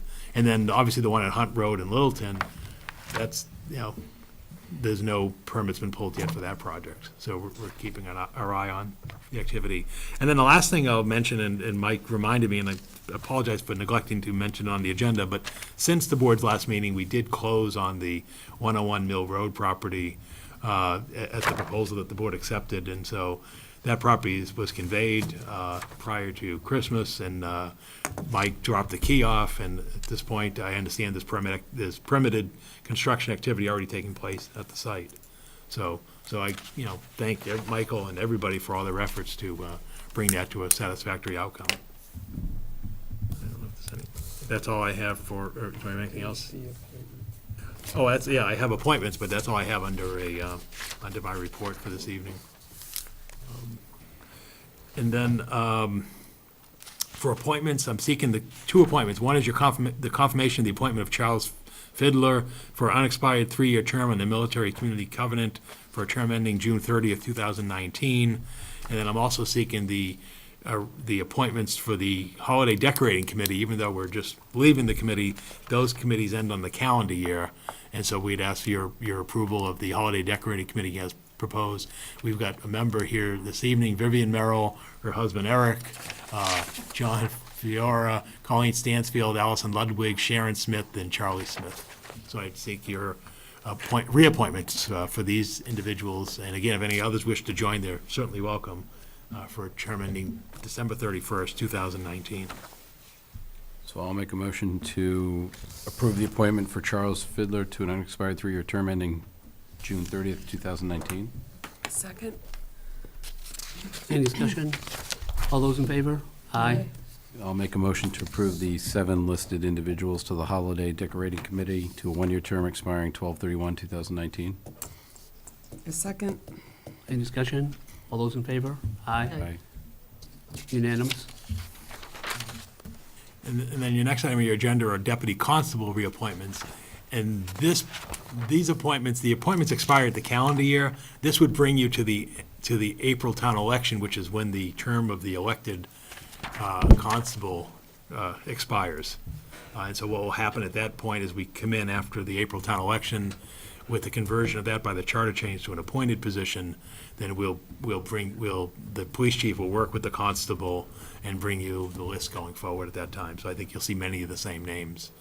Was at that point how in time. town meeting left it, that there was going to be a set date of the changeover? And Well, that's how it has to work. The office serves until the end of the elected term. So these people would only be reappointed until that time? Until April 2nd, 2019. That's correct.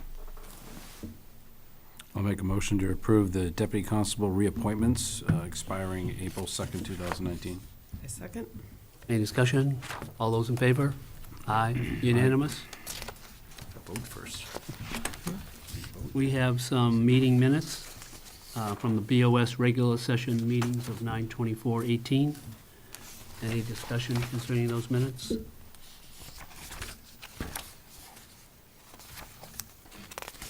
No? We have a motion? I'll make a motion to approve the regular meeting minutes for September 24th, 2018. I second? All those in favor? Aye. Unanimous.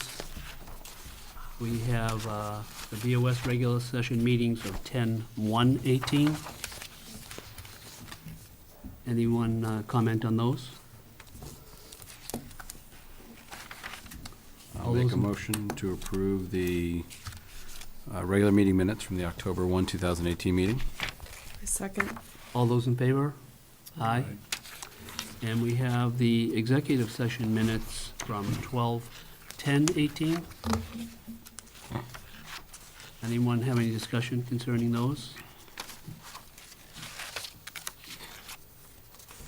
These are not to be released, right? Correct. These are not to be released, correct? So I'll make a motion to approve the December 10th, 2018 executive session meeting minutes. Second. All those in favor? Not to be Not to released. be No released. release. All those in favor? Aye. I abstain. Yeah, right. One abstention and 4 Yeah. approvals. I abstain. Liaison reports and referrals. George, anything?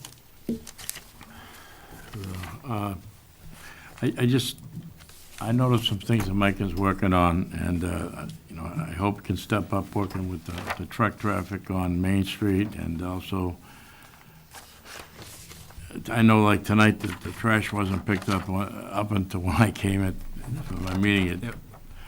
And I know you had reports, but I have to, I want to mention, because I want the people to realize, I've gotten a lot of calls on both things, and I know you're waiting for different, information and reports, et cetera, so. But I hope we can step up, that stuff, and, Just so you're aware, we did get an email this Yeah. evening that there was again a backup Yeah. with regard to the trucks. Yeah. And as you know, I live on Main Street, my trash was not picked up. And they didn't finish several streets, for anybody who's watching, Main Street, Dunshire, Dunstable, Mission, Cross, Hope, Holmes, and Wood. So they'll be sending an extra truck down tomorrow to get those. So people can put their trash back out, and I'll put it up on the website this evening. So the problem, this is saying, is that it's the wait lines at the trash to energy facility in Haverhill, and obviously you have significant volume with the holidays, and so what's happening is they're getting there and they're just stuck in a queue. And we've met with them to address these issues, and they're just, they're doing the best they can. It's just the volume. I mean, I see them out at 4 o'clock in the morning. I mean, Yeah. I'm out every, as you Doing know, everything like, they can, it yeah. really runs and things, so I see them at, 4 o'clock. Yeah. Every time I'm out there, somewhere, but So it's, it's. they must be picking up the commercial or the Yeah. industrial stuff, So, yeah, they're doing it as best they can, it's because, so I just want people to understand, it's not the mechanical problems with the trucks or the collection in Chelmsford. Just unfortunately, it's in the they same and other area, Every town is more experiencing consistently something. than others. And part of the problem is, at the global level, it has to do with these facilities statewide. What's happening is, there hasn't been a new permit or new facility permitted in Massachusetts for over a generation. And what's happening is the private landfills and out-of-state landfills are also contracting. So what's happening is there are fewer and fewer places to put this stuff or bring this stuff. So you're having a problem of supply and demand. And that's what's happening, and I don't know what the long-term plan is for the Commonwealth. It's kind of the, but that, and they're looking at everything from hauling it out on, railroad cars Yeah. to out-of-state to Are they what still have you. doing the trash to energy stuff? Yeah, Are but they haven't built the trash. That's what I'm asking. haven't built one. If they're becoming one obsolete in- because of the EPA. I think the last one was probably built in the 1980s. Yeah. It's like nuclear plants. You shut down the nuclear plant, you don't build a new one.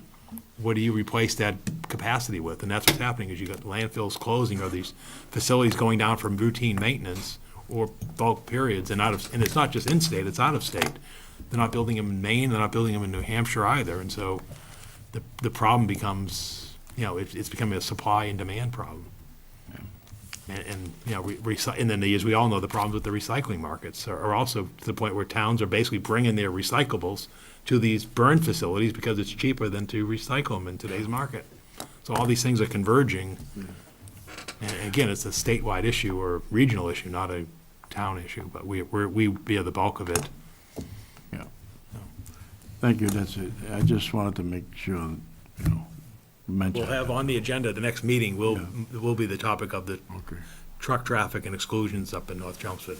It hasn't been forgotten, it just wasn't prepared and ready and come together yet for tonight's meeting, and I don't want to think we want to keep I dragging it out. understand, I just until it wanted comes to together. mention. Just want to make people aware of it. Emily? Route 40 is meeting, the Route 40 Study Committee is meeting tomorrow, and we are working on what we think might be the 5 options for Route 40 and for the plan for what that could be. there's a wide range of options, and we wanted to look at all of them and discuss all of them. So it's coming to an end. We are hoping to get something for the springtime meeting indeed, as Who Paul will bring suggested earlier. forward the warrant article on that? I expect to be the planning board. It's their subcommittee, their special committee. I expect they'll bring forward an article, or a zoning article. Doesn't have to be, but I expect that they will, and doesn't preclude anybody else from doing it. If this board or someone else wants to bring forth an article, any board can put in an article. Our citizen could even do it, Any right? person could write a petition. Not anymore. Well, not anymore, the deadline's Not anymore, closed, so but- I lied, don't Yeah, do that, don't do that. but you could accept, But- the board could accept, the board could still accept the petition, yeah. So the point was for the committee to look at all the options that it could think of and make a recommendation. So we're gonna lay out all of the options and there really is the full array as we were able to think of it. So it's everything from leave it as is to go full on mini Drum Hill to. Or not do anything. I mean, it doesn't have to Yeah. be done this springtown meeting. That's the No. other possibility. If it isn't ripe, then So look to the fall. there have been many points to discuss, so if people are interested, tomorrow might be a good meeting to attend. Pat? I don't have anything tonight. Ken? No. Nothing about trees? Well, it's funny, yes, but Paul's going to be with Gary tomorrow night, and so. I would like to recommend Mr. LaFave to be maybe like The tree man? the man in charge of It trees for trees. in the whole town. No, we have a tree warden for Very, that. no, Tree warden. but you'd be his liaison, personal liaison and I'll bring that up advisor. tomorrow night. No, we'll be there tomorrow night, yeah. See what we can do. So Glenn, there is one thing I'd like to mention. Since our last meeting, a longtime selectman passed away, Paul Hart. I Yeah. know many people on this board Yep. knew him. He was a good friend. His family was a good friend of my family, and he served, I believe, 15 years on this Yeah. board in the, 70s and 80s, George, is that about it? 71 to 86, I think. That's what I read. So anyway, he's definitely going to be missed. I was surprised that he passed away. He was a young guy, young 75. Yeah, he was suffering though. He was a nice guy. He was. And his son is the athletic director of the high school, so, yeah. And it's a nice family, so, yeah. I'm glad you mentioned it because unfortunately it was a while back and we hadn't met, We so, haven't met in a month, yeah. thank you. Yeah, I think it was just probably 2 days after our last meeting. It was, Yeah. a while ago. Yeah, All right. that's it. I have 3. One, I want to put a agenda item on the next meeting to discuss something that's, I know some of the board is going to be on one side, some of the other, but I think we need to talk about it. And that is to allow candidates to come before us who are running for office and tell us a little bit about themselves. It's been up and down over the last few years. I think we should look at it and have a majority agreement on how they should do it. The idea behind our one of our early agenda items is always open session, and kind of theoretically it's falls under that, but maybe not. But I think that anyone who's running for office deserves to make a short speech about themselves and just introduce themselves to the public. But again, I think majority rules, if the board feels that that shouldn't be done, then we won't do that. But I think it should be an agenda item to talk a little bit about it and to vote one way or the other. Second, I would like to add an agenda item to discuss in general the possibility of allowing anyone who serves on an elected board who is qualifies for age, and I believe the age is 60, credit for their time spent in their board work, whether it's in the boardroom itself or out at meetings, one thing or another, as a credit in the amount of time that they need to earn to receive a reduction in taxes. It's a little bit more complicated subject. I was up to see the the woman in charge of the senior center, and it is a little bit more complicated. There's a kind of a set limit, but I want to talk about it in general, because it just seems ridiculous to have people who are putting in hundreds, in some cases, hundreds of hours, have to go out and work another 60, 70 hours, whatever the case may be. So I think it's something worthy of just discussion in general and talk about it. So I'd just like to see it as a agenda item to talk about it. Okay, I'll put it on. I think that might require a home rule petition, a special act of the legislature, because the senior work program was a legislative act. The only other way to get at it, Glenn, would just be provide stipends for elected officials. Wouldn't Well, that- it's not, Isn't that the it's, equivalent to, wouldn't that be the equivalent? But it's an No. age, Oh, an age group, yeah. Yeah. Okay, all right, so it's an age-based only. yes, Okay, all right, age-based okay. only, All right, and I'll- it has to all be right. an elected. Okay, for elected. Okay, all right, I'll get that on the agenda. It's, Okay. but it doesn't seem to make sense to have people have to go out and put more hours in. We're than never they gonna get rid of the already two of you. do. What? We're never gonna get rid of the two of you. Well, that's not true, because the third one that I want to bring up, and I've already announced it on Joe Reddy Show, is that I am not going to run again. I had made the decision, back before I even ran the first time. My wife has always wanted to travel across the country. We own a RV, motorized RV. It may not be next year, but it could be the following year. And I think everyone on the board understands, and anyone who's been a part of a past board understands, that although this may be a part-time job, it's about as full-time job as a part-time job can be. And you cannot do this job well unless you are spending a lot of hours going to a lot of meetings, sometimes 2, 3, 4 nights or days during a week. And so if I'm not around here, I can't do the job that I would want to do. So I encourage anyone out there who might be sitting at their couch right now to get off their couch and come forward. I would be happy to meet with anyone who wants to know what it takes to kind of do this, whether it is in terms of the election or in terms of participation going forward. But I didn't believe in pussyfooting around, and I felt I should announce it as soon as possible. So again, I've enjoyed my time with this board. I've enjoyed my time with Bob Joyce, and with all people who have come in before this. So you'll be having at least one new member next time around. So I will not be getting that extra. I won't be voting on myself for some reason. There you go, Ken. Sorry. So, anyway, with that said, we come to press questions. Any tonight? Nope, no press questions. Our next regular meeting is scheduled for January 28th. Yeah, next Monday. However, next we will be Monday. having a special meeting on Monday at 6 o'clock in this room, if anyone wants to, and come to the meeting. Nobody, we can go to winter dinner afterwards. Oh. Sure. I should also say that I enjoyed the time that I spent on this board with Laura Merrill as well. That's what it was. Everybody worked. I was waiting for you to everybody- say I was that. waiting, yeah, I was trying to think. Gotta what kick were him we under the missing?